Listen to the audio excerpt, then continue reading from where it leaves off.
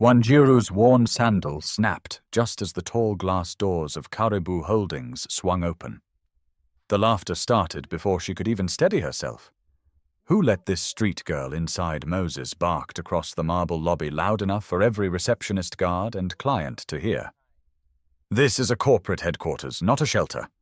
A few employees smirked. One guard stepped toward her. Wanjiru lowered her eyes, clutching her faded bag against her chest. Then Moses grabbed the bag, flung it onto the polished floor, and scattered its contents across the lobby. A phone, a notebook, a cheap scarf, and one black access card. The room fell silent, because printed across it were 4 words that turned every face white: Chief Executive Officer. Wanjiru Njoroge.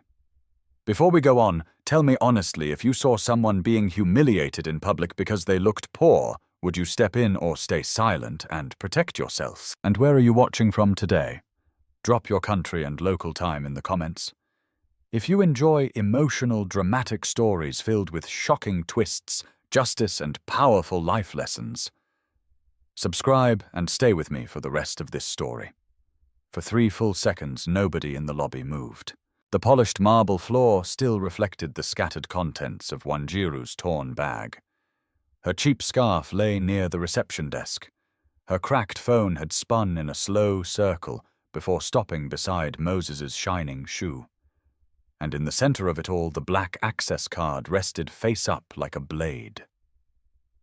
Chief Executive Officer, Wanjiru Njoroge.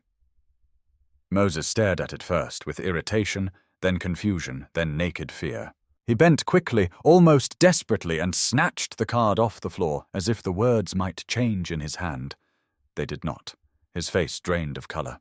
Around him, the employees who had laughed only seconds earlier suddenly looked as though the air had vanished from the room. The receptionist Zawadi covered her mouth. One of the guards took a step back. A client near the elevators slowly lowered his phone, no longer pretending to scroll. Even the quiet hum of the lobby seemed to shrink away, swallowed by the enormous silence. Wanjiru did not rush to explain. She did not raise her voice. She crouched calmly and picked up her notebook from the floor, dusting it with care.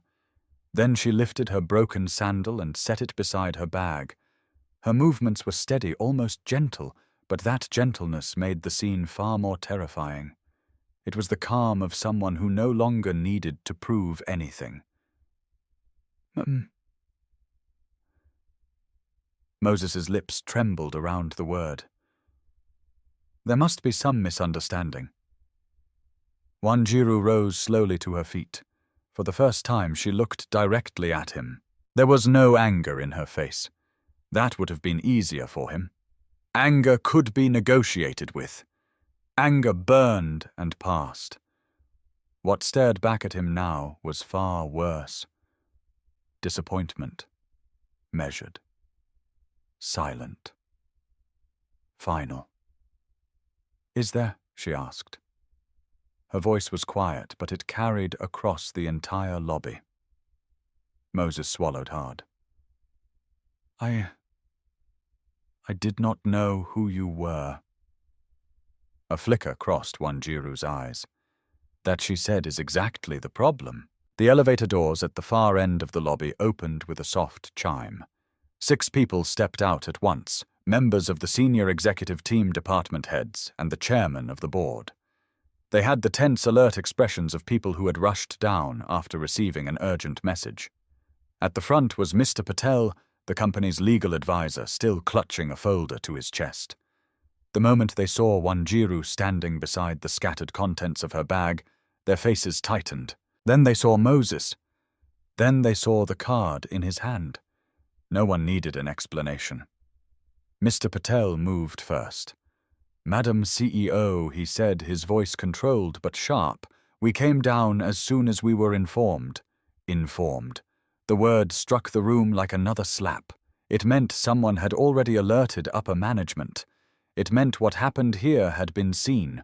It meant this was no private misunderstanding that Moses could smooth over with excuses and charm. Wanjiru nodded once, but did not take her eyes off him. "Moses Odiambo," she said. At the sound of his full name, his knees nearly gave way.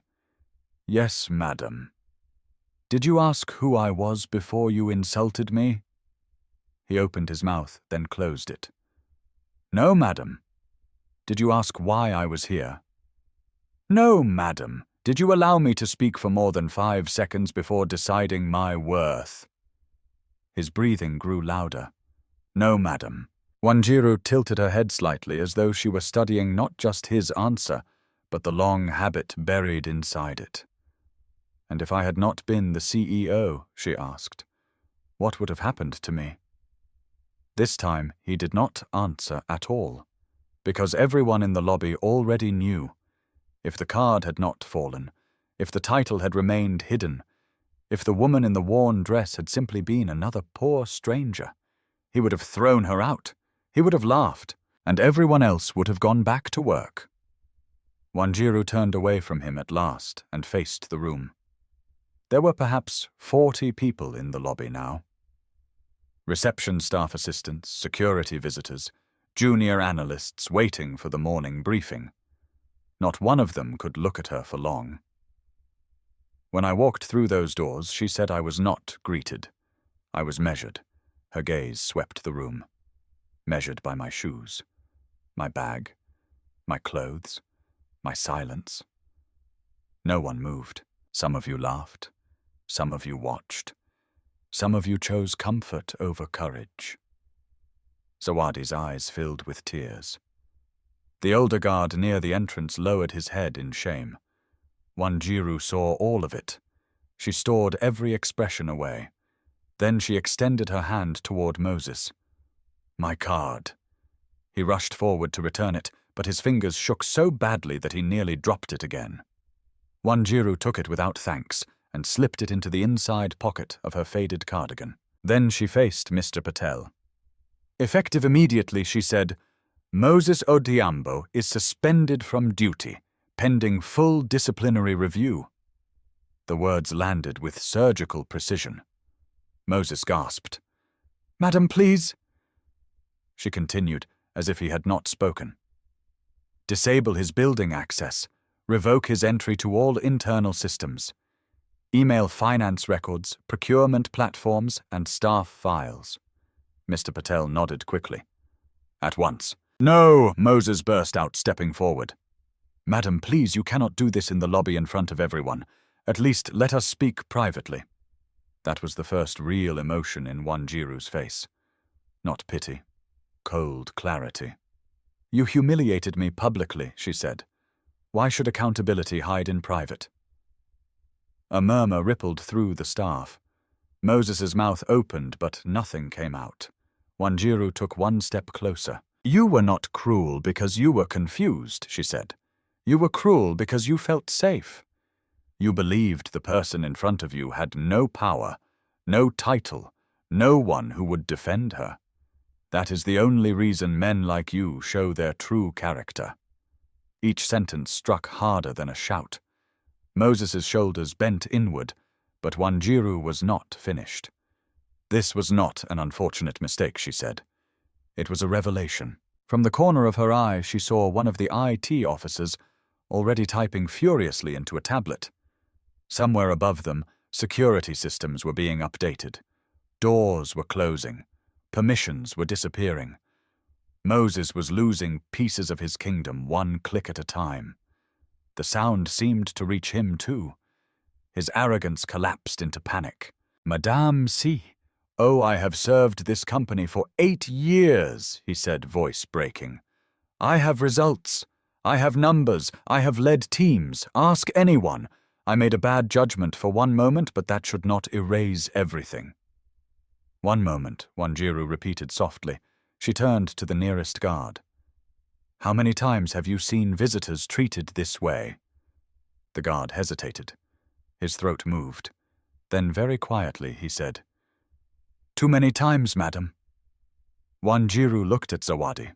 The receptionist's hands trembled on the desk. "It happens often," she whispered. "Mostly to job seekers, delivery workers, support staff. Anyone who looks poor." The last word nearly broke her. Wanjiru nodded once. Then she looked back at Moses. So no, she said. This was not one moment. His eyes widened. Something new entered the air, then not just shame, but dread. Because for the first time, the room understood this was bigger than a manager insulting the wrong woman. Wanjiru had not arrived unexpectedly. She had arrived and observed. She had come wearing simplicity like a mirror, and what the company reflected back had been ugly. She turned toward the senior staff. "Let me be very clear," she said. "What happened here today is not a public relations concern. It is not a training issue. It is not a misunderstanding caused by stress." Her voice sharpened. "It is a culture problem." No one breathed. "I have spent the past several weeks reviewing reports that claim this company values dignity, fairness, and human worth at every level. This morning those claims were tested at the front door." She let the words settle. "And this company failed." The lobby seemed smaller now, as though the walls themselves were listening. Mr. Patel cleared his throat. "Madam CEO, would you like us to prepare an internal statement?" "Yes," Wanjiru said, "and an external one if necessary. But first I want a full audit of visitor treatment logs, security complaints, HR dismissals involving support staff, and all disciplinary incidents linked to Moses Odhiambo's department." Moses's head jerked up at once. There it was. Not grief, not remorse. Fear, Wanjiru noticed. So did Mr. Patel. A tiny silence opened between them, sharp as a pin. Interesting. Wanjiru filed that reaction away without changing expression. Because suddenly this was no longer just about insult. The terror in Moses's face had gone deeper than losing his job. It looked like the fear of a man who knew one pulled thread might unravel an entire hidden fabric. Very softly, Wanjiru said, "Search everything." Then she lifted her torn bag from the floor, broken sandal in one hand, dignity untouched. "Welcome to the real beginning," she said. And for the first time since entering the building, the people in that lobby understood that the woman they had mistaken for powerless had not merely exposed one bully. She had opened a door, and behind it something much darker was waiting. 3 weeks earlier, before the broken sandal, before the black access card, before Moses's face turned the color of ash in the lobby, Wanjiru Njoroge had sat alone in her father's office and stared at a company that did not feel honest. From the outside, Karibu Holdings looked untouchable. Its headquarters in Nairobi rose in glass and steel above the city like a declaration of power. Business magazines praised its growth. International partners called it one of East Africa's most disciplined corporate success stories. Its annual reports glowed with phrases like integrity, innovation, people-first leadership, and community transformation. The numbers were even better. Revenue was up. Operating costs were controlled. Employee retention appeared stable. Internal satisfaction surveys were almost suspiciously positive. Too positive. That was what bothered Wanjiru. She sat behind the enormous desk that had once belonged to her father, Daniel Njoroge, and studied the stack of reports laid out before her. The air conditioning hummed softly. The city lights beyond the floor-to-ceiling windows flickered across the glass like distant code. Everything in that office was built to communicate certainty. The dark wood shelves, the awards, the framed photos of handshakes, ribbon cuttings, board dinners, smiling executives. Even grief in that room had structure. But Wanjiru had never trusted polished surfaces. Not completely. Not after the life she had seen. Mr. Patel, the legal advisor, stood near the edge of the room that night with a folder tucked under his arm. "Your father believed in evidence," he had said carefully. "If there is something troubling you, Madam CEO, we can commission a standard review." Wanjiru did not answer at once. She picked up the latest staff culture report instead. The paper was smooth and expensive. The chart on page 4 showed 93% employee trust in leadership. Another showed overwhelming confidence in grievance channels. Another claimed that all visitors and junior workers were treated with equal respect under a revised dignity framework introduced 2 years earlier. 93%. Equal respect, dignity framework. Beautiful words, dead words perhaps. She set the report down. "Do you believe this?" she asked. Mr. Patel hesitated. It was not the hesitation of a liar. It was the hesitation of a cautious man who had survived many years inside powerful rooms by speaking only when he could stand firmly on solid ground. "I believe," he said slowly, "that the report reflects what was submitted." Wanjiru looked up. That answer told her more than a direct accusation would have. Not what was true, what was submitted. A small silence stretched between them. "My father trusted too many polished summaries," she said at last. Mr. Patel lowered his eyes. "Your father trusted systems he thought he had built well." Wanjiru turned her chair toward the window. There was tenderness in her grief, but not blindness. Her father had been respected, feared, admired, even loved in certain circles. He had come from almost nothing and built Caribou Holdings into a regional force. Newspapers called him visionary. Rivals called him ruthless. Employees called him distant. To Wanjiru he had been more complicated than all of those words. He had not been warm, but he had been deliberate. Not expressive, but often watchful. He had loved through structure, through provision, through strategy. He had prepared her for power before he had ever prepared her for mourning. And yet the last year of his life had changed him. After his second stroke, when his body weakened and his speech slowed, he had begun asking strange questions. Not about quarterly targets or debt exposure, about cleaners, about drivers, about who was being dismissed quietly, about why small complaints vanished before they reached his desk. At the time, Wanjiru thought grief and illness had simply made him more reflective. Now, seated in his office after the funeral, surrounded by reports that looked too perfect, she wondered whether he had seen rot spreading beneath the polished floors long before anyone else admitted it. Was he investigating something before he died? She asked. Mr. Patel's jaw tightened by the smallest degree. He had concerns, he said. What kind of concerns? He did not leave a formal accusation. That is not what I asked. Mr. Patel inhaled. At the end, he said, choosing each word with care, your father became increasingly dissatisfied with how information reached him. He believed middle management had become skilled at filtering reality. Wanjiru gave a quiet, humorless laugh.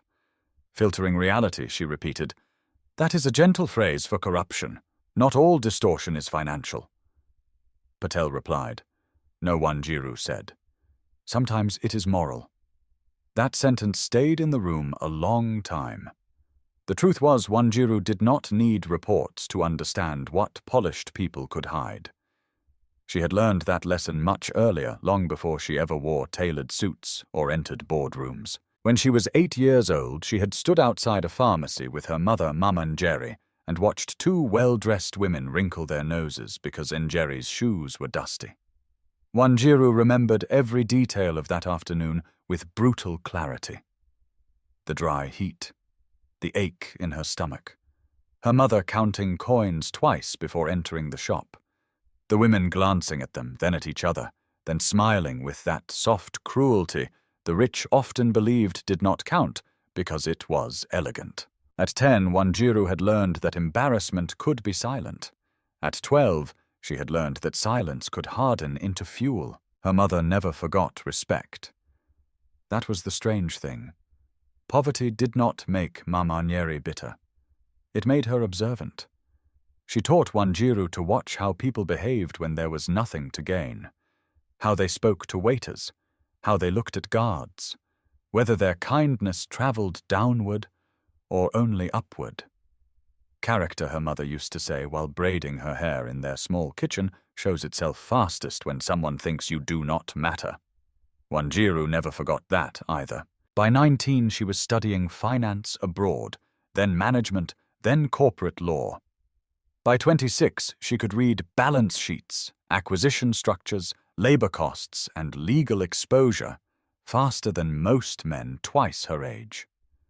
By 30, her father had quietly begun bringing her into private strategy meetings. Many board members assumed she was there to learn. They did not know she was already there to notice what others missed. And what Wanjiru missed least of all was false perfection. Over the following days, she immersed herself in Caribou Holdings with the discipline of a surgeon. She reviewed procurement patterns. She read grievance archives. She compared termination histories across departments. She flagged complaints that had disappeared without resolution and traced approval chains that made no sense. Again and again, a pattern emerged. The uglier the allegation, the cleaner the paperwork around it. Missing complaint records. Identical phrasing in supposedly independent incident summaries. Dismissals marked voluntary despite contradictory timing. Visitor complaints logged without names. Support staff rotations with suspicious frequency. It was not enough to prove a criminal network, but it was enough to tell her one thing with certainty. Someone inside the company had become expert at burying discomfort before it could turn into consequence. Late one evening, she took a folder home and found her mother awake at the dining table mending the hem of an old dress under a yellow lamp. Mamanjeri looked up the moment Wanjiru entered. "You have your father's storm face," she said quietly. Wanjiru smiled despite herself. "Storm face, the one that says you have seen something ugly and are deciding whether to break it." Wanjiru set the folder down and sank into the chair across from her. "What if the company is lying to itself?" she asked. Her mother threaded the needle again. "Companies do not lie to themselves," she said. "People do." That answer settled over Wanjiru like truth always did, simple, unsentimental, impossible to ignore. She leaned back and watched her mother's hands. Hands that had washed, carried, scrubbed, mended, survived. Hands that never looked weak to her, no matter how life had worn them. "If I rely only on reports," Wanjiru said, "I will see only what they want me to see." Mamanjeri nodded. "Then stop looking from above." Wanjiru frowned slightly. Her mother lifted her eyes. "Go where they think you are too important to go." The room became very still. There it was. Not a strategy deck. Not a consulting recommendation. Not a board-approved review. A harder truth. Power, if it wanted honesty, had to walk unprotected into places where titles meant nothing. That night, Wanjiru barely slept. By dawn, the plan had already begun forming with terrifying clarity. She would not announce surprise inspections. She would not send memos. She would not rely on department heads to monitor themselves. She would not arrive with assistants, cameras, or polished escorts that made everyone perform virtue. She would disappear, or rather she would become the kind of person invisible to people like Moses long before she ever met him. Over the next week, only 3 people knew the full plan: Wanjiru, Mr. Patel, and a discreet IT security officer named Ao, who had been loyal to her father for years. Together, they designed a controlled, covert review. Limited camera access, private observation logs, restricted movement records, anonymous complaint retrieval, temporary identity masking within visitor systems. Nothing illegal, nothing theatrical, just enough structure to let truth breathe on its own. Wanjiru selected plain clothes from local markets herself: a faded skirt, a cardigan with loose threading, flat sandals already worn at the heel, a second-hand bag. No jewelry except tiny earrings easy to miss. No makeup beyond what could dull her skin instead of highlight it. No perfume. No executive sharpness in posture. Even her speech changed.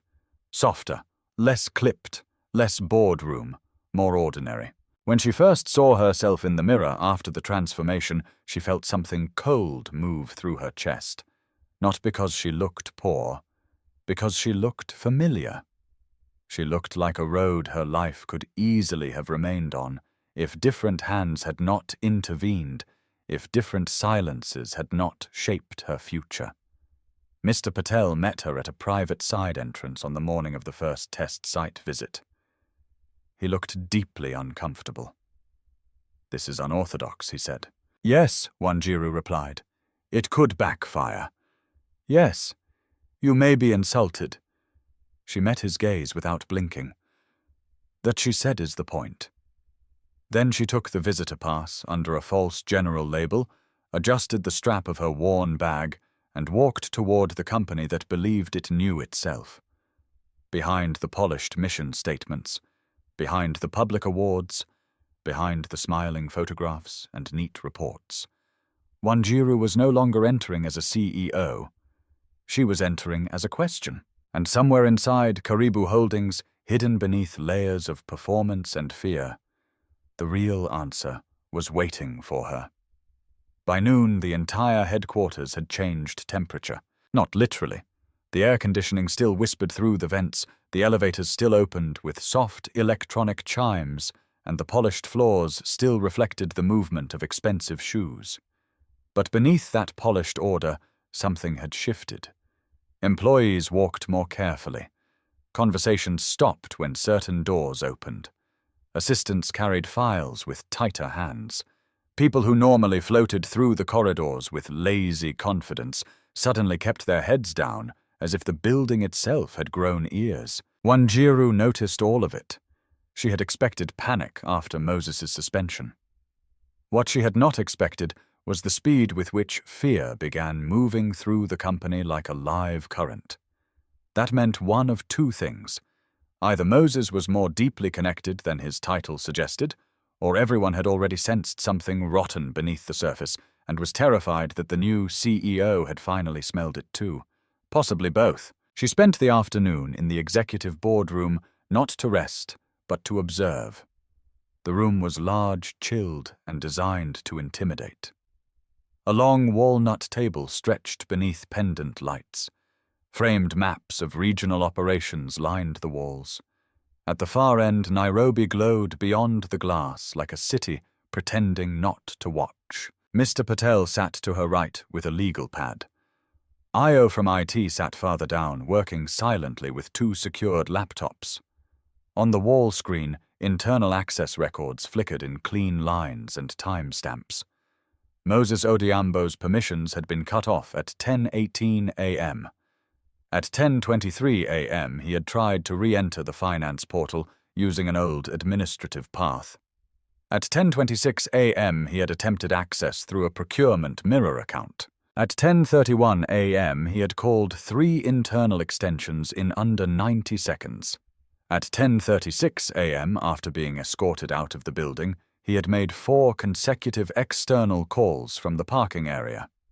The fourth number held Wanjiru's attention. It was not saved in the open employee directory. It was a direct executive line. Io looked up from the screen. "The last number belongs to Mr. Kamau's office." The room became still. Mr. Kamau, head of operations, trusted veteran of the old regime, the man board members praised whenever they wanted to sound practical, the man who knew every warehouse, every regional manager, every supply chain bottleneck, every unglamorous engine that kept profit moving. Unlike the flashier executives, Kamau did not chase attention. He had built a reputation on efficiency, discretion, and results. People described him with dangerous words: dependable, seasoned, essential. Men like that were rarely clean if corruption had matured inside a company. Not always, but often enough. Wanjiru leaned back slightly. How long after losing access did he call Kamau? 18 minutes, Io said, and Kamau returned the call. Io checked. Yes. 2 minutes later. Duration 6 minutes 43 seconds. Wanjiru's eyes narrowed. A frightened manager calling a senior executive after public suspension could mean many things. Panic, loyalty, desperation. But the length of the call suggested more than emotional support. It suggested strategy. Mr. Patel folded his hands. "Do you want to summon Kamau now?" "No," Wanjiru said. "Why not?" Because if Moses is only a symptom, I do not want the disease warned too early. That answer settled heavily over the table. Wanjiru rose and crossed to the window. Below, traffic moved in glittering threads around the base of the tower. Tiny people crossed streets carrying lunch children tools, plastic bags, burdens. From this height, everyone looked equal. That was the lie height always told. Search Moses's department first, she said. Visitor complaints, procurement, approvals, disciplinary patterns, reimbursement, anomalies, informal vendor disputes, anything buried or downgraded. Io nodded and began working. The first layer came quickly. 3 dismissed janitors over 14 months, all marked for conduct instability, all terminated within days of filing internal discomfort reports. 2 contract security officers rotated out suddenly after requesting transfer away from Moses's floor. 1 receptionist resignation logged as family reasons, despite emails indicating escalating harassment complaints. A procurement assistant transferred to Kisumu after challenging a payment adjustment she did not authorize. On paper, each event stood alone. Together they formed a shape. Wanjiru turned back toward the screen, reading silently, slowly. She had trained herself never to rush ugly truths. People skimmed what they feared. She did the opposite. She looked harder. Pull salary deductions, she said, especially support staff. Io complied. A new set of records appeared. Uniform penalties, facility damage fees, lateness deductions, meal voucher reversals. Cash adjustments so small that no board member would ever notice them, but regular enough to wound people living paycheck to paycheck. Wanjiru felt something cold settle in her stomach. This was not careless administration. This was predation scaled to invisibility. Take a little from the powerful, and there would be an audit. Take a little from the poor, and there would be silence. Mr. Patel exhaled slowly. This could still be Moses abusing a weak department. Could be, Wanjiru said. But then she saw the approval chain. Every 3rd or 4th anomaly, every larger vendor override, every grievance marked non-actionable after escalating traced upward through a common sign-off path. Operations. Kamau. Sometimes directly, sometimes through deputies he controlled. Wanjiru stared at this pattern long enough for anger to rise, then forced herself to cool it down. Anger made people feel righteous. She needed sharper than righteous. She needed exact. At 3:40 p.m., a discreet knock came at the door. Mr. Patel opened it just enough to exchange a few words with an assistant. When he turned back, his expression had changed. "Kamau is here," he said. "He says he heard about the incident and wants to offer support." "Support?" Wanjiru almost smiled. "Let him in."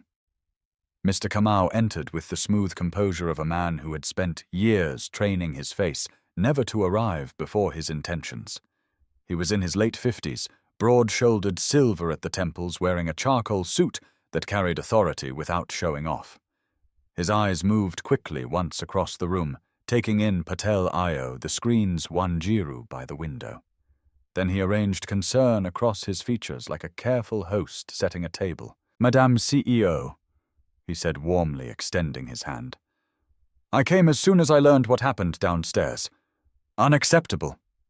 Absolutely unacceptable." Wanjiru shook his hand once. His palm was dry. Not nervous then, or not visibly so. "Please," she said, gesturing toward a chair. "Sit." He did. I must say Kamau continued. "What Moses did was shameful. We have standards here. That kind of behavior cannot be tolerated. I hope you know you have my full support in handling it decisively." Wanjiru sat opposite him. "How long have you known Moses?" she asked. Kamau did not blink. "About 6 years professionally, perhaps a little longer in passing.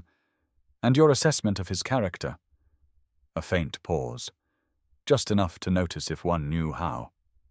Capable Kamau said, ambitious, at times overly forceful. I would not have predicted this level of recklessness. Not this level. Interesting phrasing. As if other levels had existed. Wanjiru folded her hands on the table. He called you this morning. I assume he did, Kamau replied. I missed several calls during a site briefing. You returned one. Another small pause. Yes. What did he want? Kamau's expression turned gently regretful. He was distressed. Claimed there had been confusion in the lobby and that he had offended an important visitor without realizing the full context. Important visitor. Not CEO. Not you. A careful lie, then. Or a careful partial truth. Wanjiru let the silence stretch. Kamau shifted only slightly. It was the first visible sign that her quiet was forcing him to work harder than he liked. And what did you advise, she asked. That he remain calm. Cooperate. Trust the process. Trust the process. The phrase landed with the polished emptiness of executive language meant to soothe without revealing. Io kept his eyes on the laptop, but Wanjiru saw his fingers still. Everyone in the room understood now Kamau was not here merely to check on her. He was here to measure what she knew. Good. Let him measure. Wanjiru rose and walked to the screen, studying the grievance summaries displayed there. Mr. Kamau, she said, without turning, how often do support staff formally complain in this company? He took a second too long. Not often, he said. We have worked hard to create stable channels. She faced him. Or efficient burial grounds. Patel glanced down immediately. Kamau gave a surprised laugh that did not reach his eyes. I beg your pardon. Wanjiru stepped closer to the table. 3 janitors dismissed after complaint filings. A receptionist resignation under suspicious pressure. Salary deductions against low-wage staff with inconsistent authorization. Procurement irregularities linked to Moses's line of influence. Do these look like isolated management-style issues to you? Kamau's face remained composed, but his shoulders had lost 1 degree of ease. I would caution against drawing conclusions from incomplete data, he said. Would you? Yes. Patterns can be misleading without context. Wanjiru nodded slowly. Then help me with the context. Kamau leaned back, the picture of reluctant professionalism. Operations at scale are messy. Support staff records are not always pristine. Supervisors make judgment calls. Terminations happen. Errors happen. We should be careful not to transform an ugly incident into a witch hunt. There it was. Not denial. Reframing. Minimize the moral issue. Emphasize administrative complexity. Warn against overreaction. Classic containment language. Wanjiru's voice cooled. Do you know what I think transforms misconduct into a system? Kamau said nothing. Repetition, she answered. Protection. And the confidence that no one above will look too closely. For the first time, something harder moved behind his eyes. Not guilt. Calculation. Madame CEO, he said, his tone lowering. You have inherited this company at a vulnerable time. There are investors watching. Regional negotiations underway. Competitors would love to see instability framed as moral collapse. I say this with respect. The difference between strong leadership and destructive leadership is sometimes restraint. Wanjiru held his gaze, and in that instant she saw him clearly. This man did not believe cruelty was wrong. He believed exposure was inconvenient. That told her everything. She walked back to her chair and sat. Thank you, she said. Kamau blinked once. For what? For showing me exactly how this company learned to speak while hiding its teeth. Io looked up sharply. Patel's pen stopped moving. Kamau's polite mask tightened by almost nothing but enough. Wanjiru leaned forward. Do not mistake my silence for uncertainty, she said. And do not mistake your years in this building for immunity. The air in the room changed. Kamau rose more slowly than he had sat down. "If that is an accusation," he said, "I suggest you make it formally." "Oh, I will," Wanjiru replied. "When I have all of it." He stared at her for a long second, then adjusted his cuff. "Then I hope for the company's sake that your search is thorough." "It will be." He gave one stiff nod and walked to the door. Just before leaving, he glanced once at the screen. Not at the visitor complaints, not at the dismissals, at the procurement logs. Then he left. The door clicked shut behind him. Nobody spoke for 3 seconds. Then Wanjiru said very softly, "He is afraid of the money trail." Io was already typing. "I saw it too." Mr. Patel looked toward the closed door, troubled. If Kamau is involved, this is bigger than internal cruelty. Wanjiru's face hardened. "Yes," she said. "Cruelty is just how they practiced power." She looked at the screen again, at the scattered records, the tiny penalties, the vanishing complaints, the frightened calls. Moses was not the storm. He was debris blown ahead of it. And somewhere beneath the company's clean reports and polished speeches, a darker structure was beginning to show its outline. That evening, Nairobi wore the soft gold of a city trying to look gentle before night fully claimed it. Wanjiru left the headquarters long after most of the executives had gone home. The lobby that had humiliated her in the morning now stood too quiet, too polished, as if the building itself wanted to erase what had happened there. Security staff straightened when she passed. Receptionists avoided her eyes. A few junior employees looked as though they wanted to speak, apologize, confess, or beg, but fear still held their tongues. Wanjiru did not stop. She stepped into the back seat of the waiting car and gave only one instruction. "Take me to my mother." The driver nodded and pulled into the evening traffic. As the city lights stretched across the windshield, Wanjiru leaned her head back and closed her eyes, but rest would not come. Moses's face kept returning to her. Not his cruelty, that part was ordinary in the saddest way. She had seen men like him all her life. Men who believed kindness was a luxury reserved for equals. Men who mistook poverty for worthlessness. Men who spoke of professionalism while using power like a whip. No, what stayed with her was the fear that crossed his face when Kamau's name entered the room. Not shame. Fear. The kind of fear that belonged to someone who had not simply done wrong, but had done wrong as part of something organized. And now the road beneath that wrong was leading her somewhere much older than Moses. Somewhere personal. The car turned off the main road and entered a quieter neighborhood on the edge of the city. Here the streets narrowed. The air changed. Concrete walls gave way to simpler homes with tin roofs, painted gates.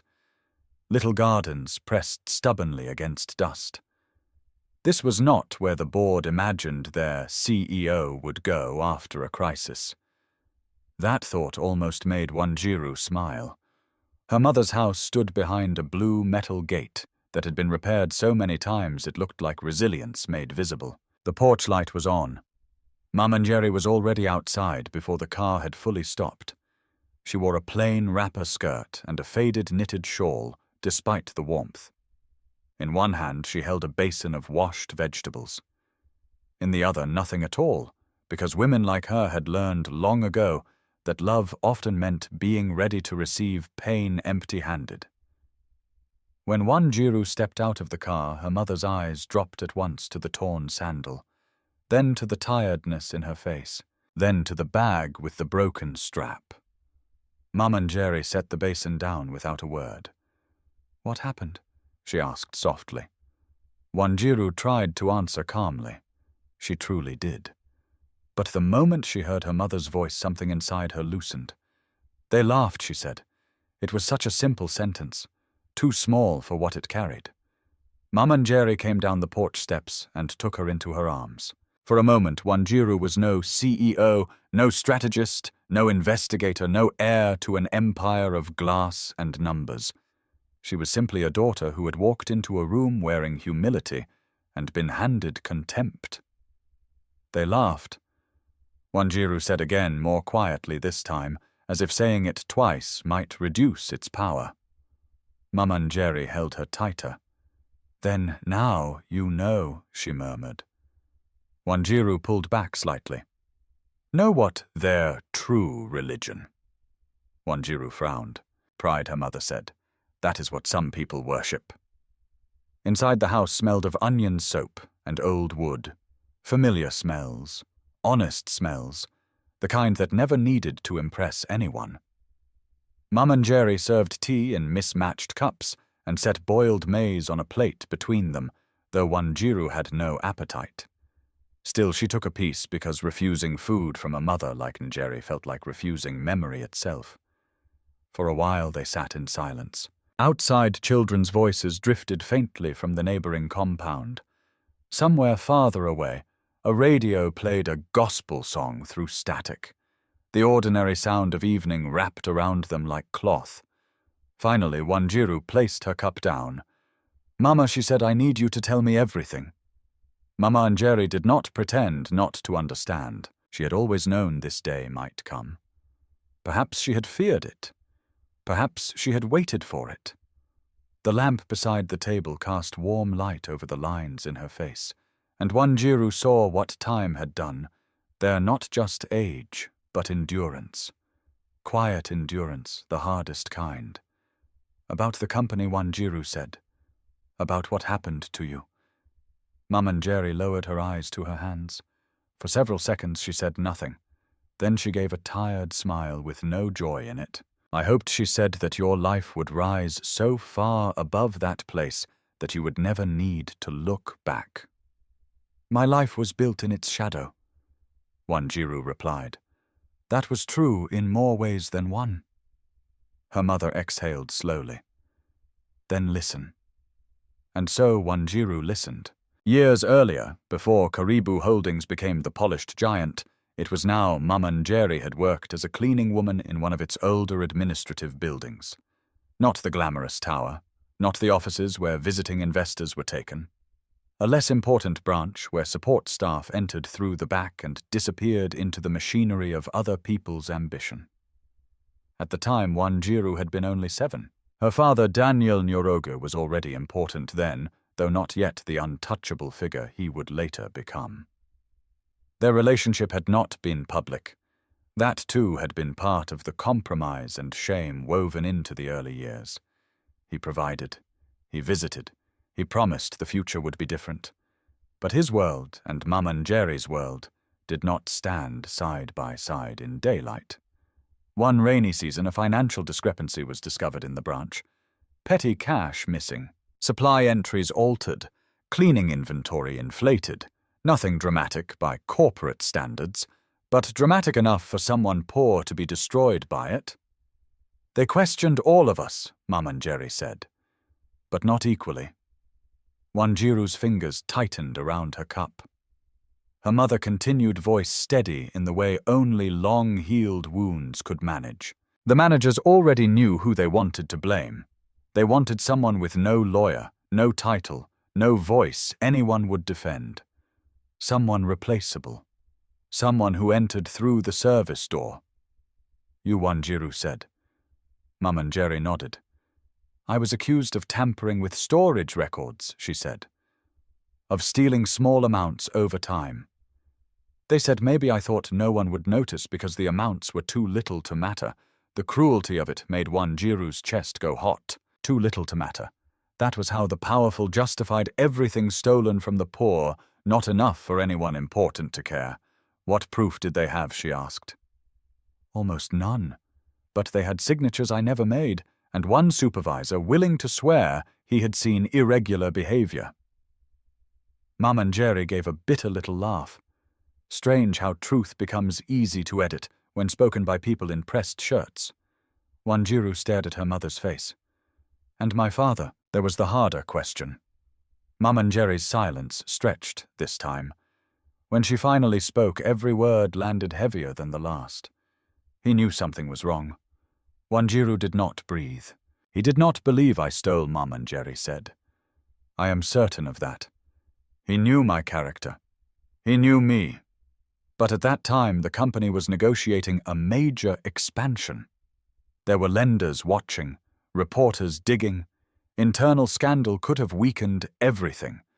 And the people around him, her mouth tightened, kept telling him the matter was small, contained, regrettable, but manageable. Wanjiru's voice dropped, so he let them bury it. Mamanjeri looked at her with aching tenderness. He asked for time. That answer hurt more than denial would have. Time! The favorite refuge of men who knew the truth but feared its consequences. "What happened to you?" Wanjiru asked. "I was dismissed," her mother said simply, quietly. No public accusation because they did not want noise. No public apology either. Just a file, a rumor, a door closing. And him. For months he kept sending money through intermediaries. Then later, directly. School fees, rent, food, medical bills when you were sick. He did what powerful men often do when their conscience wakes up late. He paid toward the wound. Wanjiru looked away. The room blurred for a second, though tears never fully fell. Her grief had always been disciplined. That did not make it small. She had loved her father. That was still true. She had admired him. That was still true too. And now she had to make room for another truth, beside those truths that he had failed when courage cost too much. "Mama," she said after a while, "why didn't you tell me all of this sooner?" Her mother smiled sadly. "Because I did not want you to grow up feeding on revenge."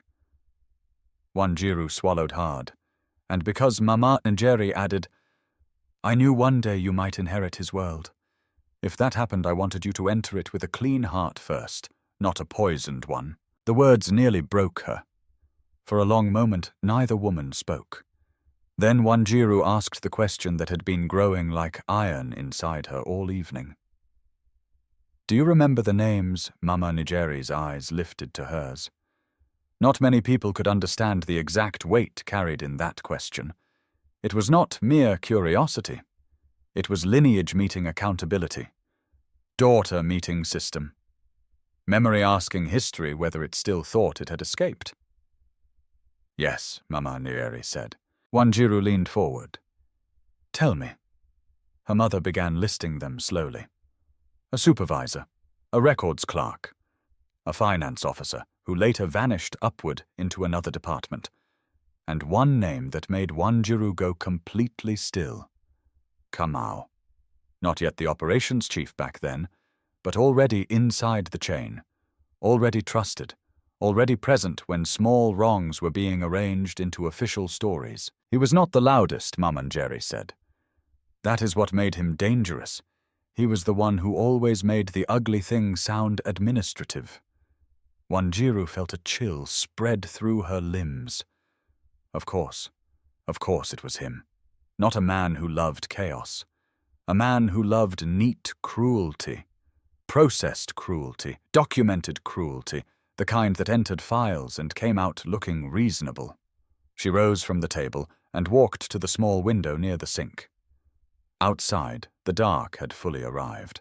In the reflected glass, she could see herself and her mother behind her. Two women, one scarred by the system, one now standing at its center. "I thought I inherited a company," she said quietly.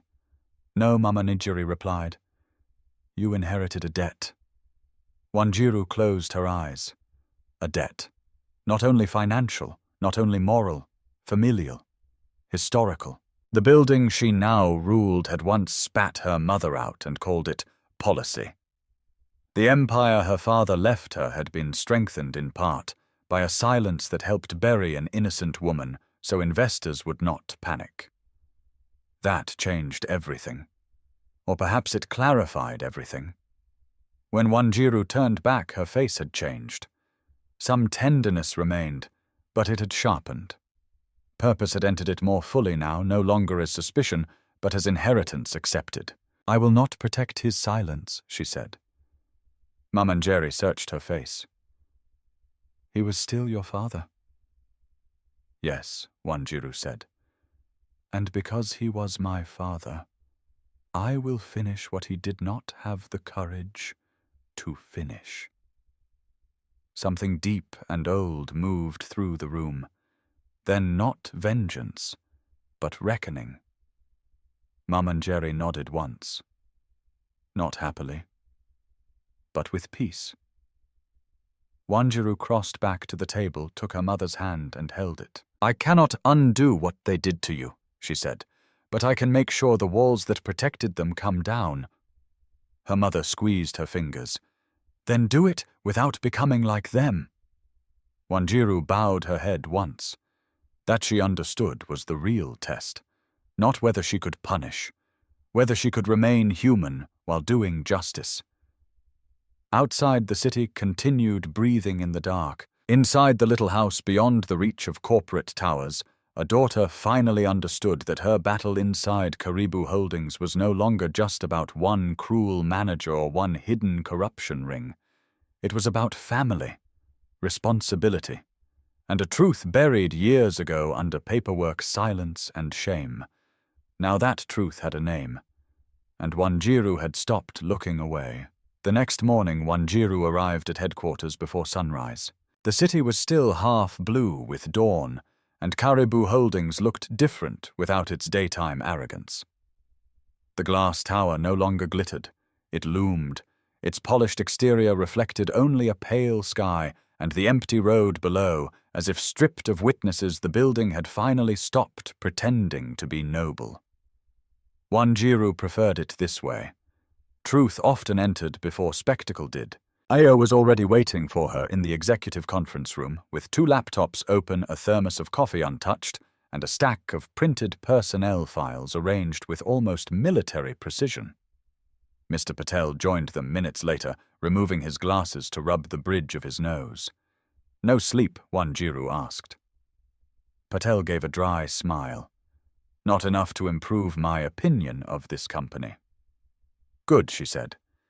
Then we are aligned. She set her bag down and looked over the files. Names, dates, transfers, resignations, warnings, tiny administrative scars left across the lives of people who had once tried to speak and discovered that institutions knew how to punish softly. Today, Wanjiru said, we stop reading only what management wrote. I want the people management tried to erase. Ayo nodded. I compiled a list of staff and ex-staff connected to flagged complaints, payroll irregularities, and security incidents. Some are still here, some left. A few may be willing to talk if approached carefully. Not in HR offices, Wanjiru said at once, and not with department heads anywhere nearby. Patel raised an eyebrow. You think they are still being watched? I think fear becomes habit, Wanjiru replied. People do not start telling the truth just because the title at the top changed. That was the challenge now. She had power, yes, but power alone did not create trust. In places where silence had been trained for years, authority itself could feel like another threat.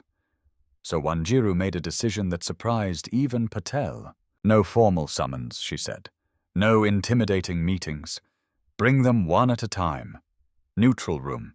Tea water, no note-takers in suits unless requested. We listen first. Patel looked mildly skeptical. You believe they will speak?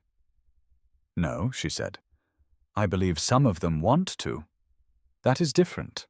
The first person brought in was Mama Achieng, a cleaner in her late 60s, who had worked for Caribou Holdings so long that even the dust in the service hallways seemed to know her footsteps. She entered with hesitant dignity, wearing a neatly washed uniform that had been mended several times at the sleeve. Her hands were rough, her back slightly bent, but her eyes were keen. Wanjiru stood to greet her personally. That alone startled the older woman. Please sit, Wanjiru said. Mama Achieng sat at the edge of the chair as though ready to apologize for occupying it.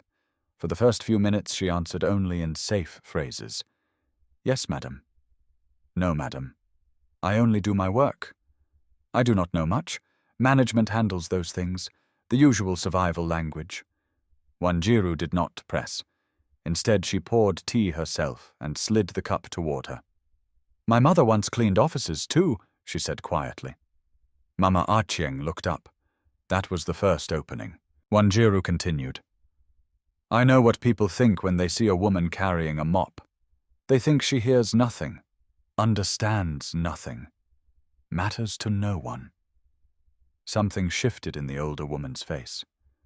Sometimes Mama Achieng said slowly, they speak their true hearts when they think only the floor is listening. Wanjiru did not smile, but warmth entered her eyes. And what have these floors heard? A long silence followed. Then the old cleaner began, not dramatically, not like someone finally relieved to tell a story, more like someone carefully unwrapping dangerous objects from cloth. She spoke of Moses first, how he liked to humiliate staff in public because humiliation spread fear faster than memos, how he targeted people with family burdens because desperation made them easier to control, how he insulted accents, clothes, lateness, hunger, even smell, anything that reminded others, how quickly dignity could be stripped from them. Then she spoke of money. Small deductions, always small, uniform replacement fees charged twice, cleaning supply losses blamed on workers, late arrival penalties even when staff shuttle transport failed, meal voucher reversals that somehow affected only the lowest paid employees. Nobody complains loudly about 100 shillings, Mama Achieng said. That is why they take it in 100s. Wanjiru wrote that sentence down herself. That was not just testimony. That was a system described perfectly. When Mama Achieng left, the second person entered Otieno, the night security guard. Tall, broad, reserved, with the stillness of a man who had seen more than he had ever been paid to mention. He kept glancing at the door until Wanjiru told Ayo to disable the corridor camera feed outside the room for the duration of the interview.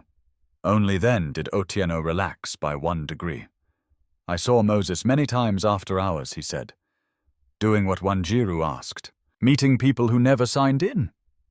Patel's pen stopped. Otieno continued. Mostly supplier representatives, sometimes department staff who should not have needed secret meetings. Once or twice, Mr. Kamau himself? At night, Wanjiru asked. Yes, madam. Service entrance. Basement side. Why not use formal offices? Otieno gave her a look almost sad in its simplicity. Because people who are doing clean things do not sneak them through dirty doors. Again, Wanjiru wrote it down. He described envelopes exchanged, boxes delivered without logging. One occasion when Moses left carrying files from procurement archives that were later returned with pages reordered. Another time when a dismissed contract guard had shouted that he would not take the blame for their theft before being removed and blacklisted by the next week. Why didn't you report it? Patel asked, not accusing, only weary. Otieno looked at him directly. Because I have 3 children, and because men who report powerful men often become examples. No one in the room argued with that. The third witness was Zawadi, the receptionist from the lobby. She entered already trembling. Wanjiru dismissed Patel from the room for her interview. That surprised him, but he obeyed. It turned out to be the right decision. The moment the door shut and only Wanjiru and Ayo remained, Zawadi broke, not in loud sobs. In the quieter way people break after months of swallowing humiliation to keep rent paid. I should have said something that day, she whispered. In the lobby, when he insulted you. Wanjiru shook her head. I am not asking you here to confess cowardice. I am asking you to tell the truth. Zawadi wiped her eyes. The truth is everyone feared him. Not just because he shouted, because he knew things, personal things, who had sick parents, who was on probation, who had loans. He used that knowledge. How he would warn people before they complained, or after. Her voice dropped. He once told me if I continued documenting visitor mistreatment, I would be transferred to a branch so far away I would never see my grandmother again before she died. Wanjiru's jaw tightened. And Kamau? She asked. Zawadi looked stricken. That answer by itself mattered. Speak freely, Wanjiru said. I never saw Mr. Kamau shout, Zawadi said. That was the scary part. He never dirtied his own hands. He would come down, speak softly, call people my daughter or my son. Say he understood their hardship, and then explain why making a complaint at this delicate time would harm the company and put many livelihoods at risk. Wanjiru closed her eyes briefly. Yes, that was exactly the man Mamanjeri had described. Cruelty made administrative, pressure disguised as wisdom. After Zawadi came Kofi, one of the company drivers who had been denied reimbursements for months while being told he lacked proper signatures that, according to him, he had submitted repeatedly. Then a procurement assistant on temporary leave. Then a payroll clerk who arrived pale and sweating, terrified he was being set up. Until Ao proved that Wanjiru already knew enough to protect him if he cooperated. Piece by piece, a pattern hardened. Moses was the visible fist. Kamau was the glove, and around them existed a network of frightened functionaries, some corrupted, some merely broken. All helping the machine move because stopping it seemed more dangerous than feeding it. By afternoon, only one name remained on Wanjiru's list of internal witnesses. Sibusiso, junior finance analyst, excellent academic record, quiet reputation, multiple denied transfer requests, access history touching payroll adjustment chains, and vendor reconciliation layers far above his rank. He entered the room looking like a man walking into either rescue or execution and unsure which awaited him. He was in his early 30s, thin, neatly dressed with exhaustion sitting permanently under his eyes. Sit Sibusiso, Wanjiru said. He sat. His hands were clasped so tightly that his knuckles had gone pale. You know why you're here, she said. He nodded once. Then help me save time. He inhaled, exhaled, looked at the table, then at the door. Finally, he said, I have younger sisters. It was such an unexpected answer that even Io looked up sharply. Sibusiso swallowed. Both in school. One asthmatic. My mother had a stroke last year. I am the only salaried person in my house. Wanjiru waited. I am not telling you this for pity, he said quickly. I am telling you because people like Moses and Kamau study men like me. They know exactly how much fear to use. What do they have on you? Wanjiru asked. His mouth tightened. I adjusted numbers. Io's face hardened. Sibusiso lifted his eyes in panic. Not because I wanted to steal. Please understand. At first I thought it was standard reclassification. Then I realized deductions were being rerouted, some supplier overpayments split, and disguised welfare allocations delayed so cash could sit elsewhere first. When I questioned it, Moses laughed and said, I was too intelligent to destroy my whole family over minor processing structures. The room fell silent, and Kamau Wanjiru asked. Sibusiso's gaze flickered. He never threatened me directly, he said. That's not how he works. He called me into his office once and praised my discipline. Then he asked about my sisters by name. Wanjiru felt something icy move down her spine. Sibusiso continued, voice-breaking now. I had never told him their names. There it was, not just corruption, predatory surveillance, power studying vulnerability and using it as a leash. Did you keep anything? Wanjiru asked softly. For the first time, a different expression crossed Sibusiso's face. Not fear, but conflict. Yes, Wanjiru thought. There it is. He knew more, much more, but fear was still fighting conscience inside him, and fear had been fed for too long. I should have come forward earlier, he whispered. Yet you didn't. Wanjiru said. He nodded in shame. Wanjiru leaned forward. "Look at me, Sibusiso." He did. "I cannot promise you that telling the truth will feel safe," she said. "Truth rarely does. But I can promise you this silence will not protect you forever. Men like Moses and Kamau do not keep witnesses. They keep tools until the day the tools become inconvenient." His face changed at that, because he knew it was true. He had probably known it for months, maybe longer. Still he said nothing. Not yes, not no. Just silence heavy with unfinished courage. Wanjiru did not force him further, not yet. She stood signaling the meeting was over. "We are not finished," she said. Sibusiso rose too, looking as though he wanted to speak, but had not yet become the man who could. At the door he stopped. Without turning back, he said, "If they realize you are close, they will strike before you do." Then he left. Io let out a breath. He has evidence. "Yes," Wanjiru said. Patel, who had returned near the end, frowned. "But will he give it?" Wanjiru looked at the closed door for a long moment. Outside, the company continued pretending to function normally. Emails moved, meetings happened. Phones rang, shoes clicked across polished floors. Yet beneath that surface, voices long pushed to the edges had finally begun to speak, and their words were converging toward one unavoidable truth. This was no longer a matter of suspicion. It was a matter of timing, because now Wanjiru had what corrupt systems feared most: witnesses who matched each other. And somewhere inside that fear-bound network, one man was standing on the edge between self-preservation and courage, holding whatever could finally drag the whole rotten structure into the light. The strike came sooner than Sibusiso had warned. By the next morning, Karibu Holdings was no longer merely tense. It was splitting into camps. Wanjiru felt it the moment she stepped onto the executive floor. The greetings were too careful, the smiles too measured. Doors that once opened freely now seemed to close a second faster than usual. Assistants stopped talking when she approached. Even the silence had become organized. Someone had moved during the night.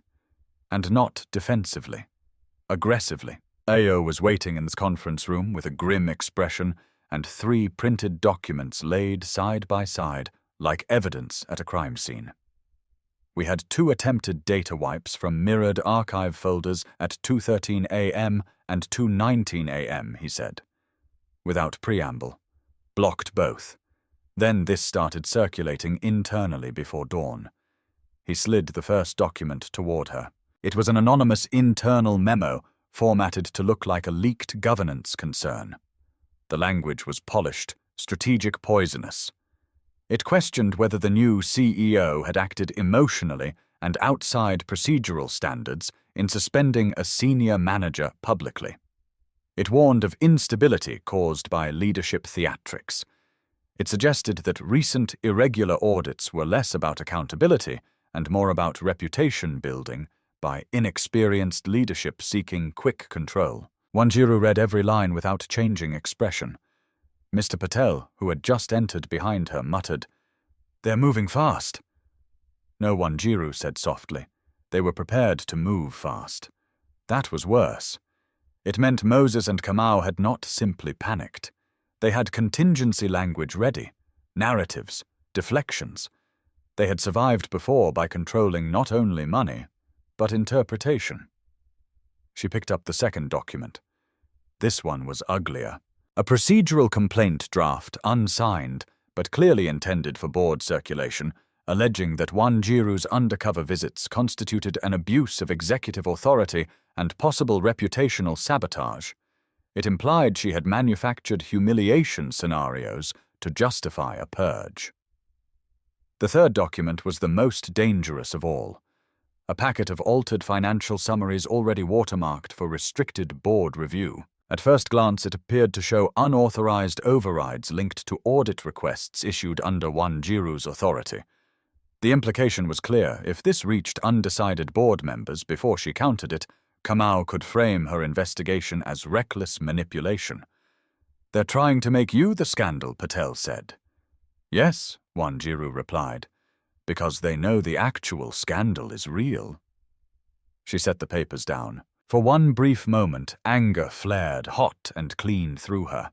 Not because she was surprised, she had expected retaliation, but because the method was so familiar. When powerful people feared exposure, they did not merely deny the truth. They drowned it in counterfeit truth until exhausted bystanders gave up distinguishing between them. That was how injustice survived respectable rooms. Io tapped his laptop. There's more. Kamau has requested an emergency governance review with selected board members at noon. Selected Wanjiru asked. He used the phrase, to prevent destabilizing overreach during a sensitive transition. Patel's jaw hardened. He wants the room before you do. Wanjiru nodded once. Of course he did. A man like Kamau understood something essential about power. The first version of a story, if told in the right room, could wound even when later disproven. Not because it was true, but because suspicion once planted rarely left empty-handed. Who confirmed attendance, she asked. Patel checked his phone. 3 board members already, possibly 5 by noon. Enough to create momentum. Not enough to remove her, perhaps, but enough to stain her authority. Enough to slow her. Enough to buy time for records to disappear, for witnesses to panic, for loyalties to fracture. Wanjiru stood very still. Then she said, Good. Patel blinked. Good, yes, she said. If Kamau wants a room, I'll give him one. But not the one he planned. She turned to Ao. Lock preservation protocols on every flagged archive. Duplicate off-site. Time-stamped. I want chain of custody logs impossible to dispute. Already started. To Patel. Call the full board, not selected members. This is no longer a governance concern. It is a full internal integrity hearing.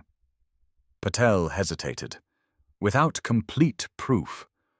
With enough to justify confrontation, she said, and with enough pressure the rest will reveal itself. That sentence hung between them, because they all knew what she meant. Sibusiso. He was still the missing hinge. Without him, the case against Moses was strong. Against Kamau, it was suggestive, but incomplete. Strong enough morally, maybe not yet strong enough strategically. And Kamau knew it. Wanjiru reached for her phone. Get me Sibusiso. Io dialed first. No answer. He tried again. Still nothing. Patel's voice lowered. That's not good. No, it was not. Wanjiru called herself this time. The line rang longer, then cut to voicemail. She called again. Off. Her stomach tightened, though her face revealed nothing. Find him, she said. Io was already moving. For the next 40 minutes, the building became a chessboard. Io traced access records and device pings. Patel fought quietly furious calls from board secretaries demanding to know why an internal misunderstanding had escalated into a mandatory hearing. Kamau, meanwhile, moved through the corporate floor with composed gravity, speaking in low tones to department heads building a coalition out of uncertainty. Wanjiru could almost see the method without being present for it. He would not rant. He would not pressure crudely. He would do something far more effective.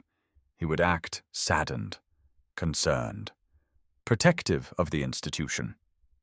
He would suggest that Moses had indeed behaved badly, but that Wanjiru, young and emotional, had overcorrected in dangerous fashion. He would invite cautious people to imagine scandal, investor panic, shareholder doubt, legal exposure. Men like Kamau built alliances by making cowardice sound responsible. At 10:17 a.m. Io returned. I found Sibusiso's access trail, he said, breathing harder than usual. He badged into the building at 6:48. Basement entry, never badged out. Patel looked sharply up. Where is he now? Io's face tightened. Most likely in one of the old records rooms below procurement. Camera coverage there is partial because of the renovation gap. Wanjiru did not wait for more. Take me. The basement corridors of Caribou Holdings were nothing like the polished executive floors. The air was colder, dustier, threaded with the smell of paper metal shelves and old electrical systems. Here the company stored what it no longer displayed, but still depended on archived files, dead equipment, forgotten furniture, backup records, the physical bones of bureaucracy. Their footsteps echoed as Io led the way. At the far end of a narrow corridor, one records room door stood slightly ajar. Wanjiru pushed it open. Sibusiso was inside. He looked up so fast he nearly dropped the external drive in his hand. His face was grey with fear. Sweat darkened his collar. Open archive boxes surrounded him on the floor, along with printed ledger's procurement binders and one small laptop connected to an old docking station. For one heartbeat, nobody spoke. Then Sibusiso said, "I didn't know who else to trust." Wanjiru stepped inside and closed the door behind her. "You disappeared. I know." Why his laugh came out thin and broken. "Because I am a coward." "No," she said. "Cowards run. You came here." That almost undid him. He looked from her to Io to Patel, then back to the drive in his hand, as though it weighed more than metal should. "They know I spoke to you," he said. Patel's expression darkened. "How?" Sibusiso swallowed. "Kamau called me at 7:05. He never calls me directly. He asked why I was in the office so early. He said some files had been misunderstood and that this was my chance to show maturity. Then he asked again about my sisters." Wanjiru felt her anger go very still. That was how fury became most dangerous, when it stopped needing to move. "What's on the drive?" Io asked. Sibusiso held it tighter. "Payroll reroutes, welfare fund diversions. Supplier kickback spreadsheets hidden inside maintenance reconciliation folders. Archive copies of deleted approvals. Voice notes. Moses sent after hours. 3 email chains linking Kamau's office to the reclassification instructions." Patel exhaled sharply. This was it then. The hinge. The bridge between suspicion and proof. But Sibusiso was not done. "There's one more thing," he said.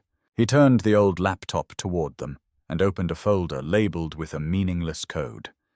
Inside were scanned files older than the current scheme by many years. Much older. Dismissal records, complaint suppression logs, legacy branch financial discrepancy reviews. Wanjiru stepped closer. Then she saw it. A scanned incident file from the old administrative branch. The year matched the one her mother had described. The names matched, too. And on one internal routing page, half buried among signatures and notations, was Kamau's approval mark. Not as lead decision-maker. As reviewer. As the man who had transformed accusation into procedure. For a second, the room vanished around her. Not physically. Emotionally. Everything narrowed to that page, that name. That proof that the rot beneath Caribou Holdings was not recent opportunism, but an old architecture of harm, one that had once swallowed her mother and then continued feeding on others for years. Sibusiso misread her silence as doubt. "I know the scans are old," he said quickly, "but I checked cross-reference stamps. They're real." He kept copies. "I think as leverage." Wanjiru lifted her eyes slowly. "No," she said. "He kept copies because men like him confuse control with immortality." The hearing was in less than an hour. The old plan to build carefully, gather more, move later died in that basement. This would end today, or at least begin ending. Patel straightened. "We need to secure him," he said. "Meaning Sibusiso?" Io nodded. "I'll duplicate everything now." Sibusiso looked terrified all over again. "If I walk into that room, they'll destroy me." Wanjiru faced him fully. "You were right yesterday," she said. "They were going to strike first." He closed his eyes. "I don't know if I can do this." "Yes, you do," she said quietly. "You just do not know if you can survive it." His eyes opened. "And can I?" Wanjiru did not offer him a false comfort. "I will not lie to you," she said. "They will try to discredit you. They will call you compromised, disloyal, unstable, opportunistic. They will point to every signature they forced from your hand and pretend coercion was consent. His face tightened in pain, because every word was true. Then Wanjiru took one step closer. But today she said they do it in the light. Something changed in him then, not fully. Fear did not leave. Men do not become brave because someone gives a speech. But fear was no longer alone inside him. It had finally been joined by anger, by shame, by exhausted conscience, by the knowledge that the system threatening his sisters had probably destroyed other families long before touching his own. He looked down at the drive one last time. Then he placed it in Wanjiru's hand. At 11:52 a.m., the boardroom doors opened. Inside waited Kamau. Composed and silver-templed, with Moses seated 2 chairs away, looking pale but newly hopeful, and 5 board members arranged in tense expectation around polished wood. Several department heads lined the wall. Legal observers had arrived. 2 governance consultants dialed in remotely. The room smelled of coffee leather and expensive caution. Kamau rose first. "Madam C," he said smoothly. "We were just beginning a discussion about procedural restraint during this unfortunate period of sit down," Wanjiru said. He froze. Not because she shouted, because she did not. She entered with Patel on one side, Ayo on the other, and Sibusiso 2 steps behind them, carrying a slim file and all the terror of a man choosing truth in public. Moses's face changed instantly. Hope collapsed into horror. Kamau saw it too, and for the first time in all their encounters, his calm arrived half a second late. That was enough. Wanjiru placed the drive on the table. Then she looked around the room at the board, at the watchers, at the men who had spent years making cruelty sound procedural. "No," she said, her voice cold and exact. "You are not beginning a discussion." She rested her fingertips on the evidence. "You are about to hear a confession your company has been postponing for years." For one suspended second, nobody in the boardroom moved.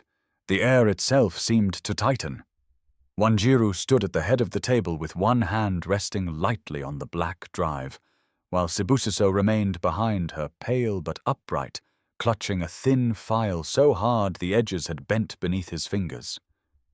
Ayo placed his laptop on the polished wood and began connecting it to the boardroom screen. Mr. Patel sat down without a word, his expression already sharpened into legal steel. Across from them, Moses looked like a man who had just seen the earth open beneath his own feet. Kamau recovered faster. Of course he did. Men like him built entire careers on recovering before other people even understood something had gone wrong. He adjusted his cuff, sat back down with controlled elegance, and gave the faintest sigh, as though what stood before him was not danger but inconvenience. "Madame CEO," he said, calm and regretful, "if this is an attempt to turn an internal management disagreement into a public performance, I must advise the board to proceed carefully." Wanjiru did not sit. "This is not a management disagreement," she replied. "It is a corruption hearing." The words landed hard. One of the older board members, Mrs. Okafor, straightened sharply in her chair. Another, Mr. Dlamini, frowned and glanced toward Patel, as if silently asking whether that claim could possibly be justified. The remote governance consultants on the screen stopped typing. Kamau folded his hands. "Strong language," he said, "especially from a CEO who has already chosen theatrical humiliation over process."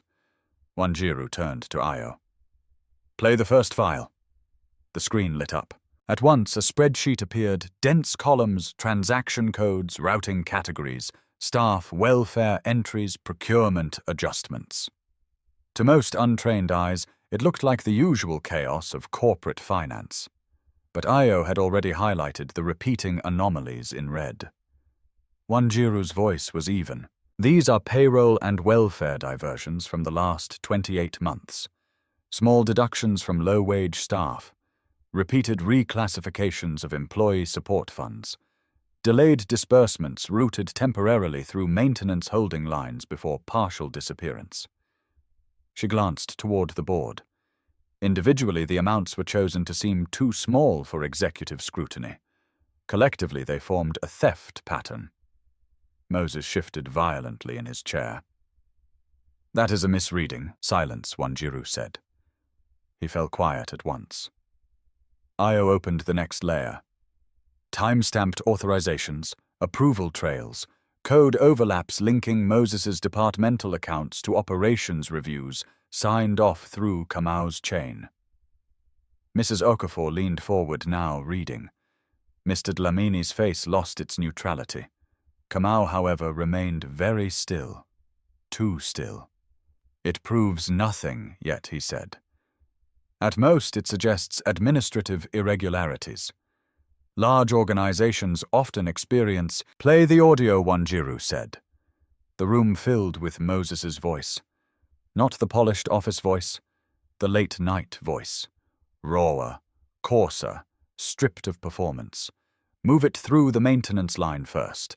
If they ask questions, say the staff deductions offset uniform loss and transport failure, and tell that boy in finance not to grow a conscience now Kamau already approved the cover. The recording ended. Silence exploded in its place. Moses's face became slick with sweat. "No," he said instantly. "That can be manipulated. Anyone can edit audio." Io clicked again.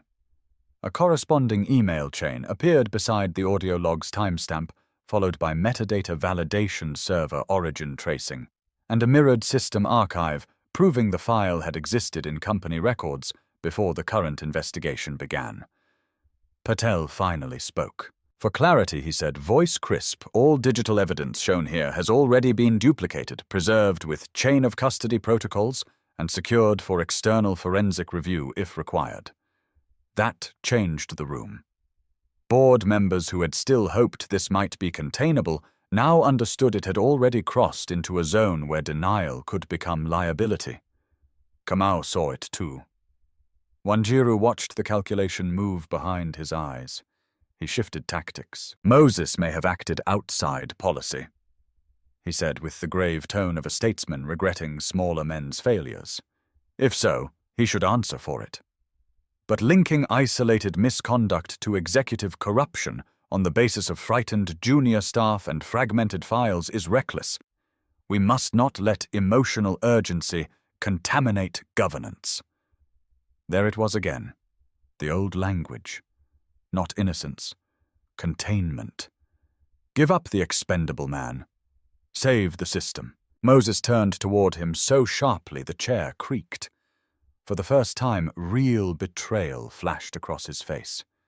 He had expected protection. Instead, Kamau was already stepping away from him. Wanjiru saw it, and so did everyone else. She turned to Sibusiso. "Tell them." Sibusiso did not move at first. His throat worked once. Twice. The room waited. Then slowly he stepped forward. He looked terrified. He was terrified. That was what gave his words their force. Not confidence, not polish. The shaking honesty of a man with no performance left in him. "My name is Sibusiso Maseko," he said. "Junior Finance Analyst Employee number KH-4471. I processed reclassification requests tied to payroll deductions, support fund delays and supplier overpayment splits under instruction." He swallowed hard. "At first I believed the entries were legitimate adjustments. Later I understood they were concealment." Kamau's expression did not change, but his right index finger tapped once against the armrest. Tiny. Almost invisible. Wanjiru noticed. Sibusiso continued. "When I questioned the pattern, Mr. Moses told me the instructions were protected from above. He named Mr. Kamau directly. After that, I was pressured to continue. My family circumstances were known to them. They used that." Kamau's voice came smooth and cold. "You are admitting participation in fraud." Sibusiso flinched. "Yes," he said. "I am." The room shifted again. Because that answer carried the strange power of truth that no liar likes to use self-implication. He was not pretending innocence. He was confessing weakness. That made him harder to dismiss. They threatened my position, he said. And more than my position. They knew my mother's condition. They knew my sister's names. Mr. Kamau never threatened me directly. He only made it clear that my family's stability depended on my maturity. Mrs. Okafor's eyes snapped toward Kamau. He responded exactly as Wanjiru expected, with sadness. "This is absurd," he murmured. "The boy is frightened and looking for a larger shadow to hide behind. Compassion must not replace evidence." Wanjiru nodded once. "Agreed," she said. "Compassion is not evidence." Then she opened the thin physical file Sibusiso had carried in. "And that is why we also have paper." She removed 3 documents and laid them on the table one by one. Vendor reconciliation printouts with handwritten notation. Legacy approval routing sheets. An archived review page bearing operational sign-off marks. Patel slid copies to the nearest board members. At first they looked merely technical. Then Mrs. Okafor reached the 3rd page and inhaled sharply. Wanjiru did not need to ask why. She already knew the moment had come. "That final document," she said, "comes from an older internal case file. Years before I became CEO. Years before Moses rose to his current position. It concerns a financial discrepancy investigation inside one of our former branch administrative units." Kamau's face changed by almost nothing. But almost was enough. Wanjiru continued. The accusation was redirected toward a low-level female employee with no legal protection, minimal pay, and no meaningful defense. The documentation surrounding the case was deliberately processed to make injustice appear administrative. Mr. Dlamini looked up from the page. "This signature chain," he said slowly. "Yes," Wanjiru replied. "Mr. Kamau was part of that review structure." Kamau leaned back, and for the first time his composure looked deliberate rather than natural. "That file is ancient," he said, "and incomplete. If you intend to weaponize buried legacy paperwork to fuel a personal narrative, then this hearing is no longer professional, it is vindictive. Now." That was the word he had chosen. Vindictive. Not inaccurate, not falsified, vindictive. He was afraid. Wanjiru stepped around the table until she stood directly across from him. "My mother," she said, "was the woman in that file." The boardroom went still in a new way. Not corporate silence. Human silence. The kind that follows a truth suddenly becoming flesh. Moses looked from Wanjiru to Kamau and back again. Horror widening in stages as he realized the ground beneath this hearing was older, deeper, and far more personal than he had ever guessed. Kamau's eyes lifted to hers. At last the courtesy was gone. What stared back at her now was the man beneath the suit, the one her mother had described years ago. Not loud, not crude. Simply convinced that collateral suffering was acceptable so long as the institution remained stable and the right people kept their hands clean. "You should be very careful," he said quietly. "Not to confuse family pain with fiduciary duty." Wanjiru's voice did not rise. "No," she said.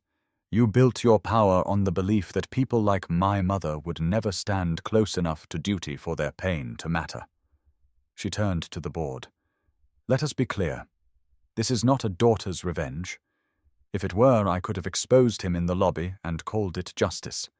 Instead, I audited, preserved, cross-referenced, and brought you evidence." She placed her palm flat on the documents. "What happened to my mother was not an isolated cruelty. It was an early version of the same system we are seeing now. Small thefts from the powerless. Blame redirected downward. Pressure dressed as procedure. Fear used to hold silence in place. Every word landed, not with drama, with finality." Moses suddenly pushed back his chair. "I was not the one who built it," he blurted, his voice cracking. I only followed what was already there. The confession rang through the room before he seemed to realize what he had done. Patel moved first. For the record, he said sharply, "The suspended manager has just admitted participation in an existing corrupt structure." Moses's mouth opened and closed. Kamau turned toward him with something like disgust. That look told Wanjiru everything. Moses had never been a partner, only a useful animal who had now become noisy. "You fool," Kamau said softly. And that was his mistake, because the words were not meant for the board, not meant for law, not meant for procedure. They were private contempt escaping through a crack in the mask. Everyone heard them.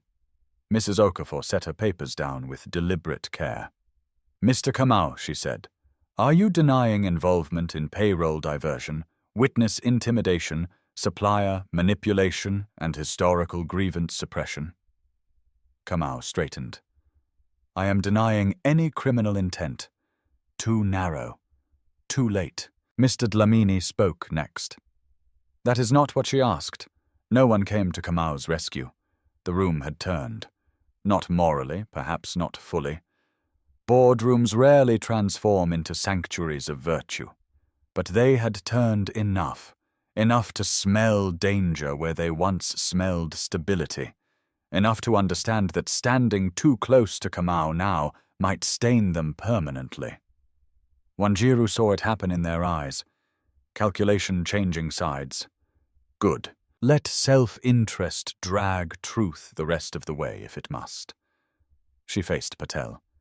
Effective immediately, she said, "Moses Odhiambo is terminated for gross misconduct, abuse of authority, and participation in organized internal fraud." Moses made a strangled sound. Wanjiru did not look at him. "Mr. Kamau is suspended pending external forensic review and referral to the appropriate authorities for financial misconduct, coercive intimidation, and evidence tampering." Kamau rose halfway. "You cannot." "I can," Wanjiru said. "And I just did." Patel was already signaling security, not the lobby guards. The external compliance team Wanjiru had quietly arranged that morning in case the hearing broke open. 2 officers entered through the side door. Moses looked around wildly as though someone might still save him. No one moved. Then the begging began. "Madame CEO, please," he said, standing so fast his chair nearly toppled. "Please, I have a wife. I have children. I made mistakes, yes, but not alone. Do not destroy my life like this." The room listened. Wanjiru did too. Then she gave him the mercy of truth. "The cleaners whose money you stole had families," she said. "The drivers whose reimbursements you blocked had children. The receptionists you threatened had sick grandparents, school fees, rent, hunger, and fear. You looked straight at struggling people and still chose theft." Moses's eyes filled with panic. "You laughed at poverty." Wanjiru said, "Do not ask poverty for sympathy now." He collapsed back into the chair as if something inside him had been cut. Kamau did not beg. He only stood rigid cold, staring at Wanjiru with the hatred of a man who could tolerate punishment more easily than exposure. That too she understood. To men like him, public loss of narrative was worse than legal risk. The officers stepped forward. The board remained silent. No one defended them. No one called for patience. No one asked for discretion. At last, after years of documents, whispers, deductions, vanished complaints, buried names, frightened workers, and one woman dismissed through a service door long ago, the machinery that had hidden behind professionalism began to crack in public. And as Moses lowered his head and Kamau's mask finally failed, Wanjiru did not feel triumph. Not exactly. What she felt was heavier, cleaner, the first hard weight of justice landing where it should have landed years ago. Justice did not feel loud after the boardroom.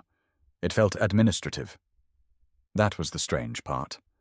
After years of hidden deductions, buried complaints, coded threats, and polished lies, The fall of Moses and Kamau did not arrive with thunder. It arrived through signatures, access revocations, sealed evidence, envelopes, compliance notices, legal retention orders, and a silence so heavy it seemed to press down on every floor of Caribou Holdings. By late afternoon, the company had entered a different kind of crisis. Not scandal exactly. Exposure. Security officers escorted Moses from the building through a side corridor to avoid spectacle, but spectacle found him anyway. Whispers ran faster than feet. Doors cracked open. Staff who had spent years lowering their eyes now watched openly as the man who had weaponized humiliation walked past them without his badge, without his authority, without the cruel certainty that had once made him seem untouchable.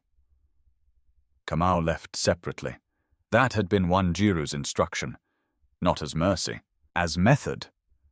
Moses's downfall was visible enough to satisfy gossip. Kamau's suspension needed to land differently through official notice board alignment and external scrutiny. Men like Kamau survived chaos. What destroyed them was structure finally turned against them. By 6 p.m., a company-wide internal communication had gone out. It did not name every detail. Legal prudence still mattered, but it confirmed leadership suspensions, a formal integrity investigation, and emergency protective measures for employees who wished to report misconduct. It also announced something Caribou Holdings had never truly offered before retaliation protection. The phrase alone shook the building. Wanjiru stood in her office as Nairobi darkened beyond the windows and reread the statement before approving the final version. Mr. Patel stood beside her, tie loosened, now glasses low on his nose, looking more tired than she had yet seen him. "This will trigger panic," he said. "It should," Wanjiru replied. He glanced at her. "Among the guilty, yes, but also among the innocent." Wanjiru nodded slowly. She knew that. In corrupt systems, innocence did not always feel safe when truth finally entered the room. People who had stayed silent to survive often mistook accountability for a storm that would swallow everyone. She would have to act carefully now. Not softly, but carefully. Then tomorrow, she said, we begin separating fear from consequence. That night, she did not go home immediately. Instead, she asked for a list of every employee whose testimony or records had surfaced in the review. Then she marked names by hand. Mama Achieng, Otieno, Zawadi, Kofi, the payroll clerk, the procurement assistant, Sibusiso. There were others too, some already gone from the company, some transferred, some quietly dismissed months or years earlier.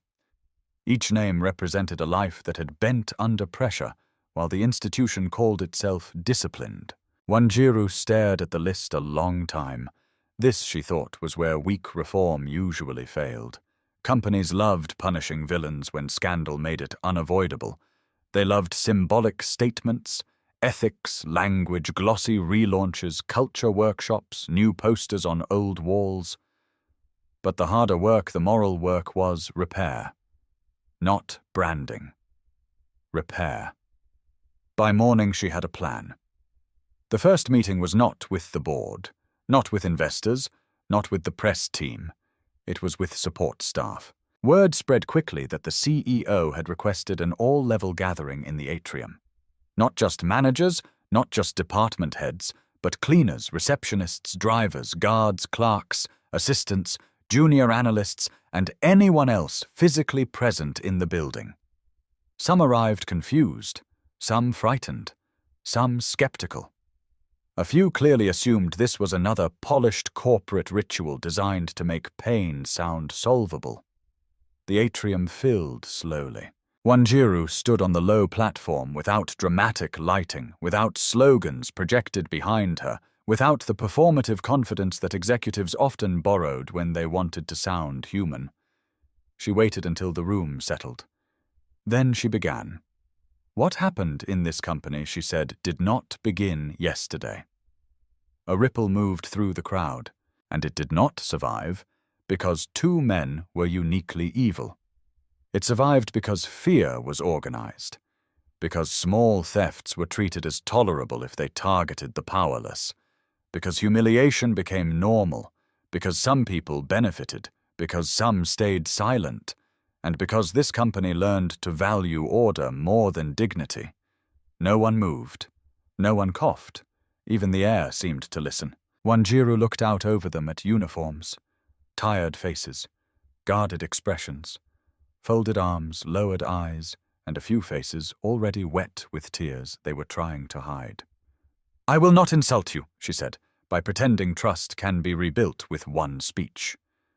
That reached them. She saw it happen. The skepticism did not disappear, but it shifted, became attention. "So I am not here to ask for trust today," she continued. "I am here to earn the first piece of it." Then she laid out the changes. Immediate reimbursement review for wrongfully deducted wages. Emergency restoration of withheld staff support funds.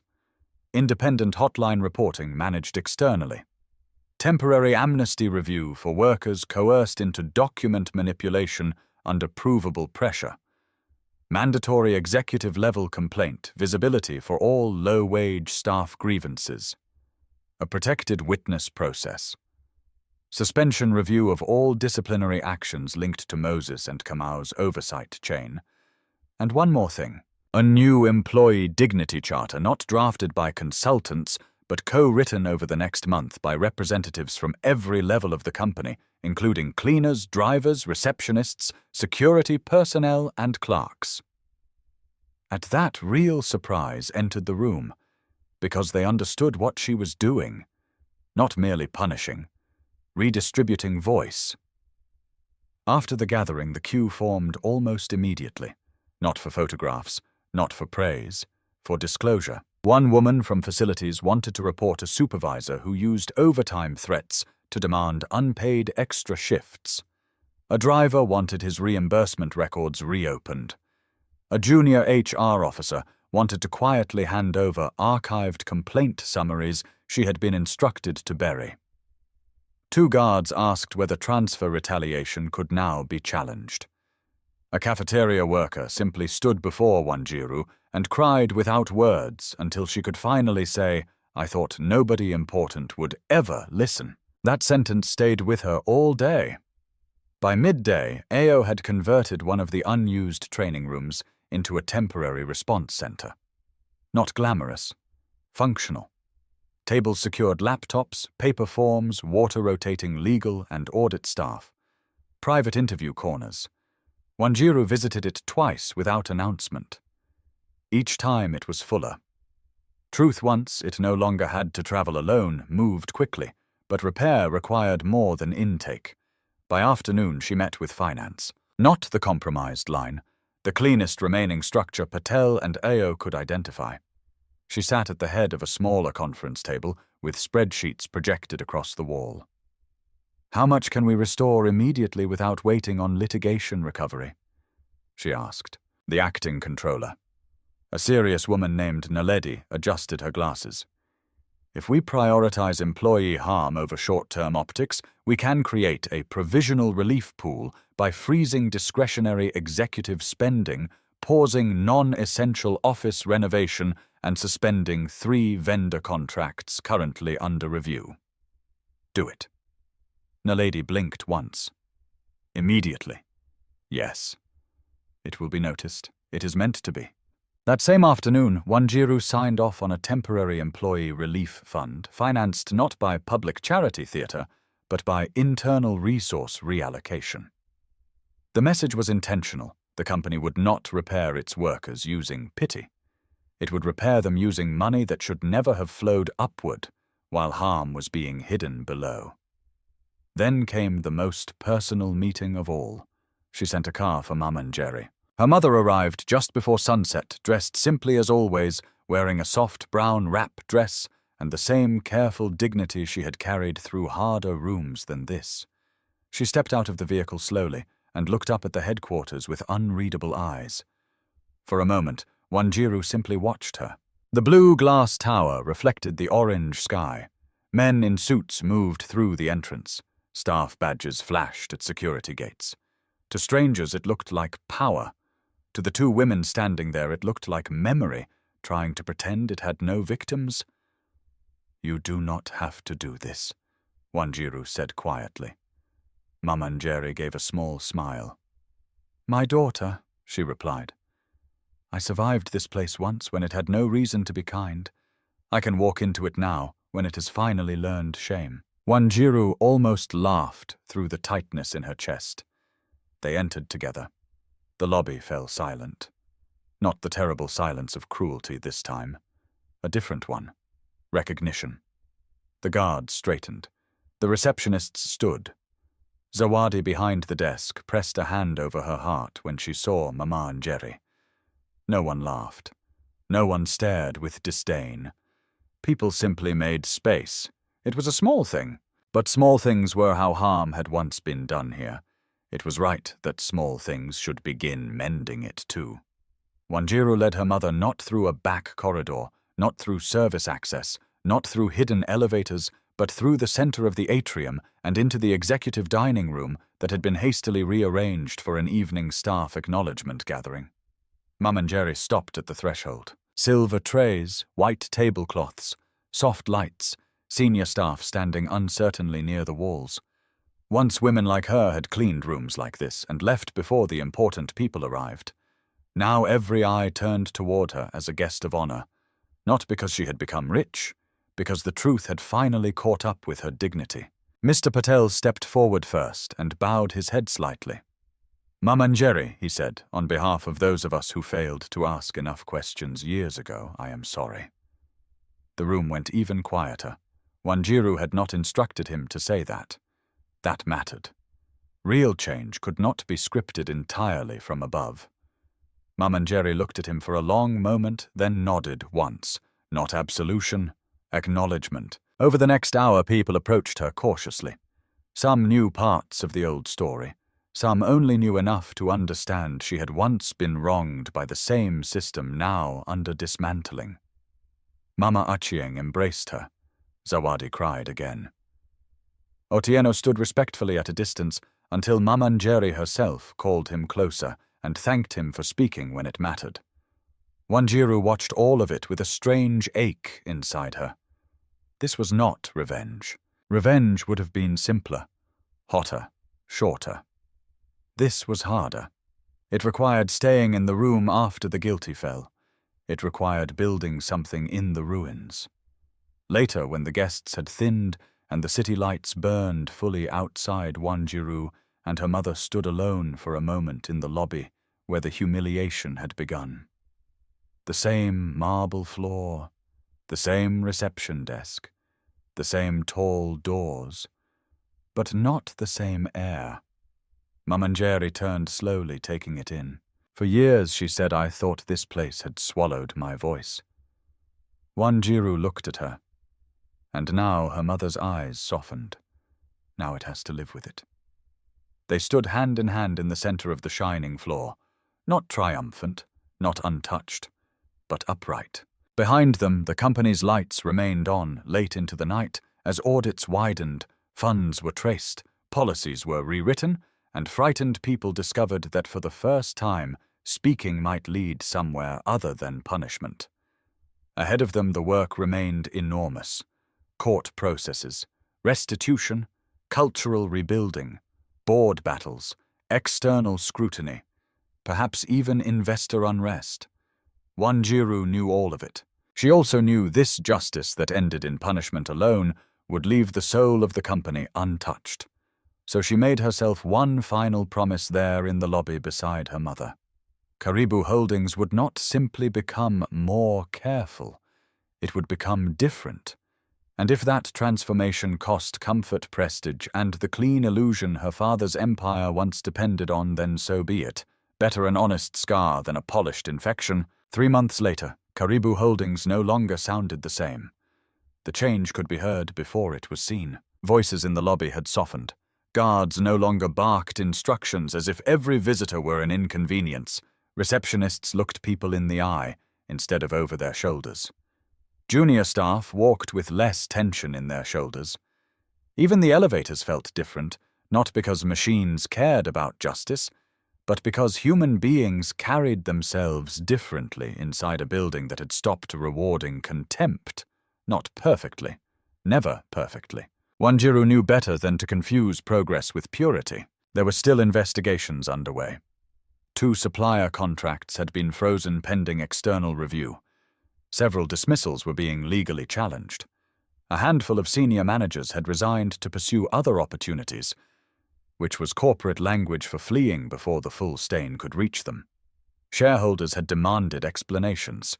Journalists had started asking careful questions. Competitors whispered that the company was unstable. And yet, despite all of that, profit had not collapsed. Operations had not disintegrated. Clients had not vanished in panic. The world had not ended because low-level workers were treated like human beings. That, Wanjiru thought, was one of corruption's greatest lies, that dignity was too expensive. On a grey Thursday morning, she stood behind the glass wall of a quiet observation room on the mezzanine level above the atrium and watched the headquarters wake up. Beside her stood Io with a tablet in hand. Mr. Patel stood farther back, arms folded, saying little. Mamanjeri was not there today. This morning was not for closure in the emotional sense. It was for proof. On the screen before them, multiple internal camera feeds showed the lobby reception elevator bank and security gate. Wanjiru had arranged the test herself. Not announced, not explained, because transformation, if it was real, had to survive when no one believed they were being examined. At 8:42 a.m., the woman entered. She was not an employee, though only 4 people in the company knew that. She had been brought in discreetly through an outside contact. Wanjiru trusted a young woman named Lerato, a part-time university student with an expressive face, plain sandals, a faded dress, and a second-hand bag with one broken zipper. She had been briefed only to enter, ask for the Human Resources office, and behave naturally. No acting, no provocation, just presence. In other words, the same kind of presence that had once triggered cruelty in Moses. Lerato stepped through the front doors, hesitantly blinking once at the brightness of the atrium. She clutched her bag close and paused near the security desk, clearly uncertain where to go. For 1 second, one fragile second, Wanjiru felt a pulse of memory so sharp it almost stopped her breath. The torn sandal, the laughter, the bag on the floor. She forced herself to stay still. Below, the nearest guard looked up. He was new to the day shift, a former warehouse officer promoted after internal restructuring. He took in Lerato's clothes, her uncertainty, her obvious nervousness. Then he stood. Not abruptly, not suspiciously, respectfully.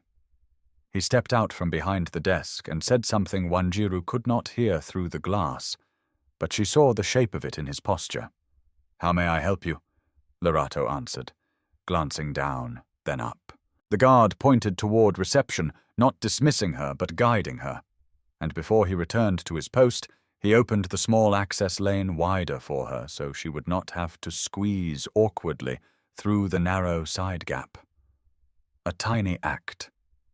Tiny. Wanjiru felt her throat tighten anyway. At the reception desk, Zawadi looked up. Months earlier, fear had made her quiet. Now something steadier lived in her. She smiled at Lerato and rose from her chair. Rose. That alone mattered. Too many reception desks were built like walls between the polished and the uncertain. But Zawadi came around the desk, met Lerato halfway, and offered her a chair before asking for her reason for visiting. Lerato sat carefully still, playing no role beyond herself.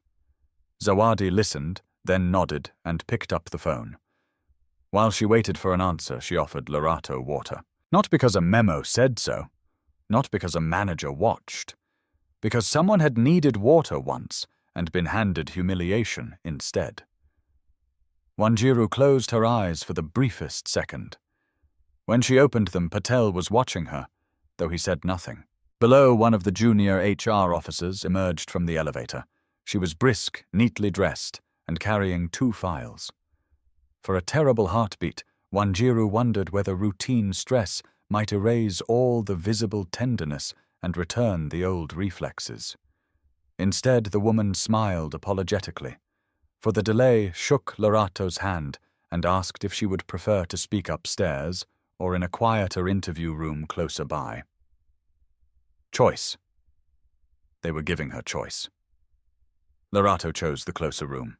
The HR officer led her gently, not by grabbing an elbow, not by speaking down to her, but by matching her pace as if nervousness itself were deserving of accommodation. The door closed behind them. Silence filled the observation room. Io let out a slow breath. Patel removed his glasses and cleaned them, though they were not dirty. Wanjiru did not move for a long moment. Then she asked, "Any signs of performance alerts?" Io checked the internal messaging monitor. None. No unusual chatter, no warning chains, no manager broadcasts. This appears genuine. Genuine. The word landed deeper than praise ever could, because that was all she had truly wanted. Not theatre, not reform language, not frightened politeness that would disappear the moment oversight relaxed. Genuine. Still, one test did not make a culture. Wanjiru knew that too well. Second scenario, she said. At 10:06 a.m., another part of the test began. This time, it was a delivery man from an external maintenance vendor arriving with a scheduling error attached to his paperwork, an inconvenience designed to see whether frustration would slide downward into contempt. He was real, not planted, though Io had quietly ensured the situation would be recoverable regardless of outcome. At the loading entrance, a facilities supervisor reviewed the incomplete form, frowned, and then, after a pause, said, "Let's sort it out." No shouting, no accusation, no assumption that lower status meant dishonesty. The supervisor even apologized for the confusion after calling to confirm the correct department routing. Wanjiru watched the interaction twice on replay. The miracle was not sweetness. It was restraint joined to respect, ordinary decency. The most radical thing in buildings once ruled by humiliation. By midday, she had seen enough to believe change had entered the bones of the place, not fully, not irreversibly, but truly. That afternoon, she called a final staff gathering, smaller than the last one, and this time held in the atrium without emergency tension pressing at every word. Employees assembled in clusters, curious but calmer now. They had noticed changes already. Reimbursements had started flowing. Several dismissed workers had received review notices. The anonymous hotline had actually been answered. And perhaps most important of all, no one had yet been punished for speaking. That alone had changed the emotional weather of the company. Wanjiru stepped onto the low platform again. She did not tell them about Lorato. She did not describe the test. Instead, she looked around at faces she now knew better than she wished she had needed to know them, people trained by fear, then slowly retrained by dignity. When I first walked into this building dressed like someone you were expected not to value, she said, this company revealed its sickness quickly. The room remained still. Today, in small ways, it revealed something else. Zawadi lowered her eyes, already understanding more than Wanjiru had said. Otieno stood near, the backhands folded before him. Mama Achieng dabbed at one eye with the corner of her scarf. Wanjiru continued, "Culture is not changed by speeches. It is changed in lobbies, at gates, in late reimbursements, in how supervisors react to mistakes, in whether fear is used as a tool, in whether people with no visible power are treated as though they carry invisible worth." A murmur moved through the crowd. She let it pass. "I am proud of some of what I have seen," she said. "Not because we have finished the work. We have not. But because some of you have started doing what systems rarely teach, and good character always does." Then, with no dramatic pause, she called several names. Zawadi, Otieno, Mama Achieng, Naledi, a junior HR officer named Ruth. the facility's supervisor from the delivery entrance, and finally, Sibusiso. The room shifted at that last name. Sibusiso stepped forward stiffly, still uncomfortable under attention. The months since the hearing had changed him. He was steadier now, though the memory of fear had not left his face entirely. Wanjiru had refused to let the company make him either a symbol of shame or a polished hero. He was what most moral courage actually looked like, late frightened, costly imperfect, but real. These people, Wanjiru said, did not help rebuild this company because they were flawless. They helped rebuild it because they chose truth service and respect when it would have been easier not to. She handed each of them a formal letter, not a plaque, not a hollow gift basket. Letters confirming promotion review, salary correction, restitution, or formal commendation tied to actual structural advancement.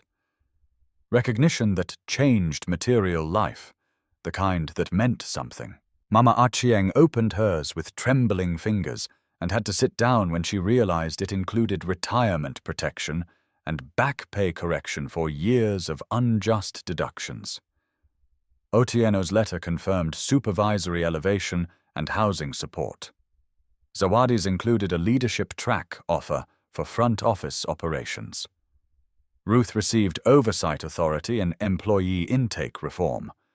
The facility's supervisor was brought into service, standards redesign.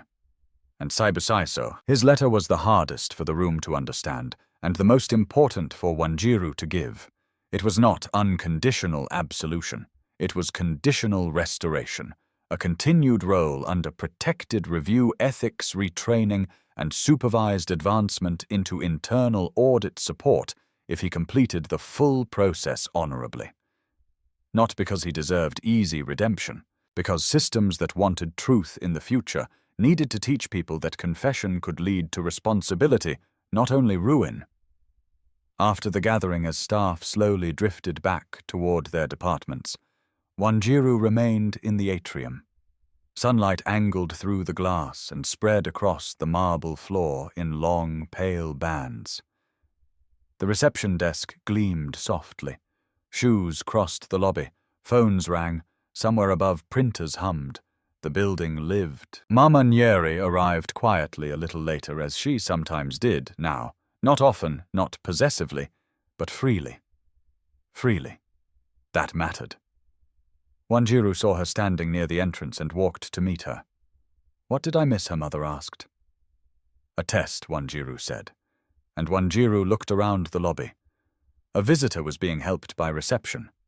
A security guard carried a parcel for an elderly supplier who seemed confused by the check-in system. Two junior staff members paused to greet Mama Achieng by name, not title, not duty. Then Wanjiru smiled. It was not the cold smile of victory, not the hard smile of justice delivered. Something softer, rarer, hope with evidence. "They passed," she said. Mama Njeri followed her gaze and understood. For a long moment the two women stood side by side in the same place where humiliation had once been poured across marble like spilled water. Now the air held something else. Not perfection, not innocence, but proof that cruelty was not destiny. Wanjiru took her mother's hand, and together they walked slowly through the center of the atrium, past the reception desk beneath the bright open ceiling, toward the glass doors where mourning had once turned into shame. This time no one laughed. No one looked away in cowardice. No one needed to know history to feel its reversal. Because some endings did not arrive in explosions. Some arrived when a building that once taught people to shrink finally learned to make room. After everything that happened, one truth remained clearer than wealth, title, or power. The way people treat those who seem powerless reveals the deepest truth about their character. It is easy to speak about integrity in boardrooms, easy to print values on walls, easy to act kind when someone is important. But real morality appears in smaller moments, in how we respond to the poor, the nervous, the unimportant, the tired, the late, the broken, the unseen. Wanjira's story was never only about exposing a bully or punishing corrupt men. It was about something deeper, the responsibility that comes with seeing wrong and refusing to dress it up as procedure. Her father left her a company but also a moral debt. And true healing began only when she chose not merely to defeat the guilty, but to restore dignity to the wounded. That is what justice becomes at its highest level, not revenge, but repair with truth at the center. Many people stay silent because they are afraid. Sometimes that silence comes from weakness, sometimes from survival. But silence, if left unchallenged, becomes shelter for cruelty. The courage to tell the truth may come late, trembling, and imperfect like Sibusiso's did. Yet even imperfect courage can break a system that has survived for years on fear. In the end, healing did not come because powerful people suddenly became good. It came because one woman chose to look directly at what others had hidden. One mother refused to let pain poison her soul, and a few ordinary workers dared to stand upright when it mattered most. So remember this: never measure a human being by what they wear, what they own, or how quietly they stand in front of you. Some of the strongest people carry their dignity in silence, and sometimes the person the world is quickest to dismiss is the very person sent to reveal who everyone truly is. If this story moved you, tell me in the comments, would you have spoken up in that lobby, or would fear have kept you silent? And where are you watching from today? Drop your country and local time. I always love seeing where this community is joining from. If you enjoy powerful emotional stories about justice, healing, and life-changing truth, subscribe and stay with me for more.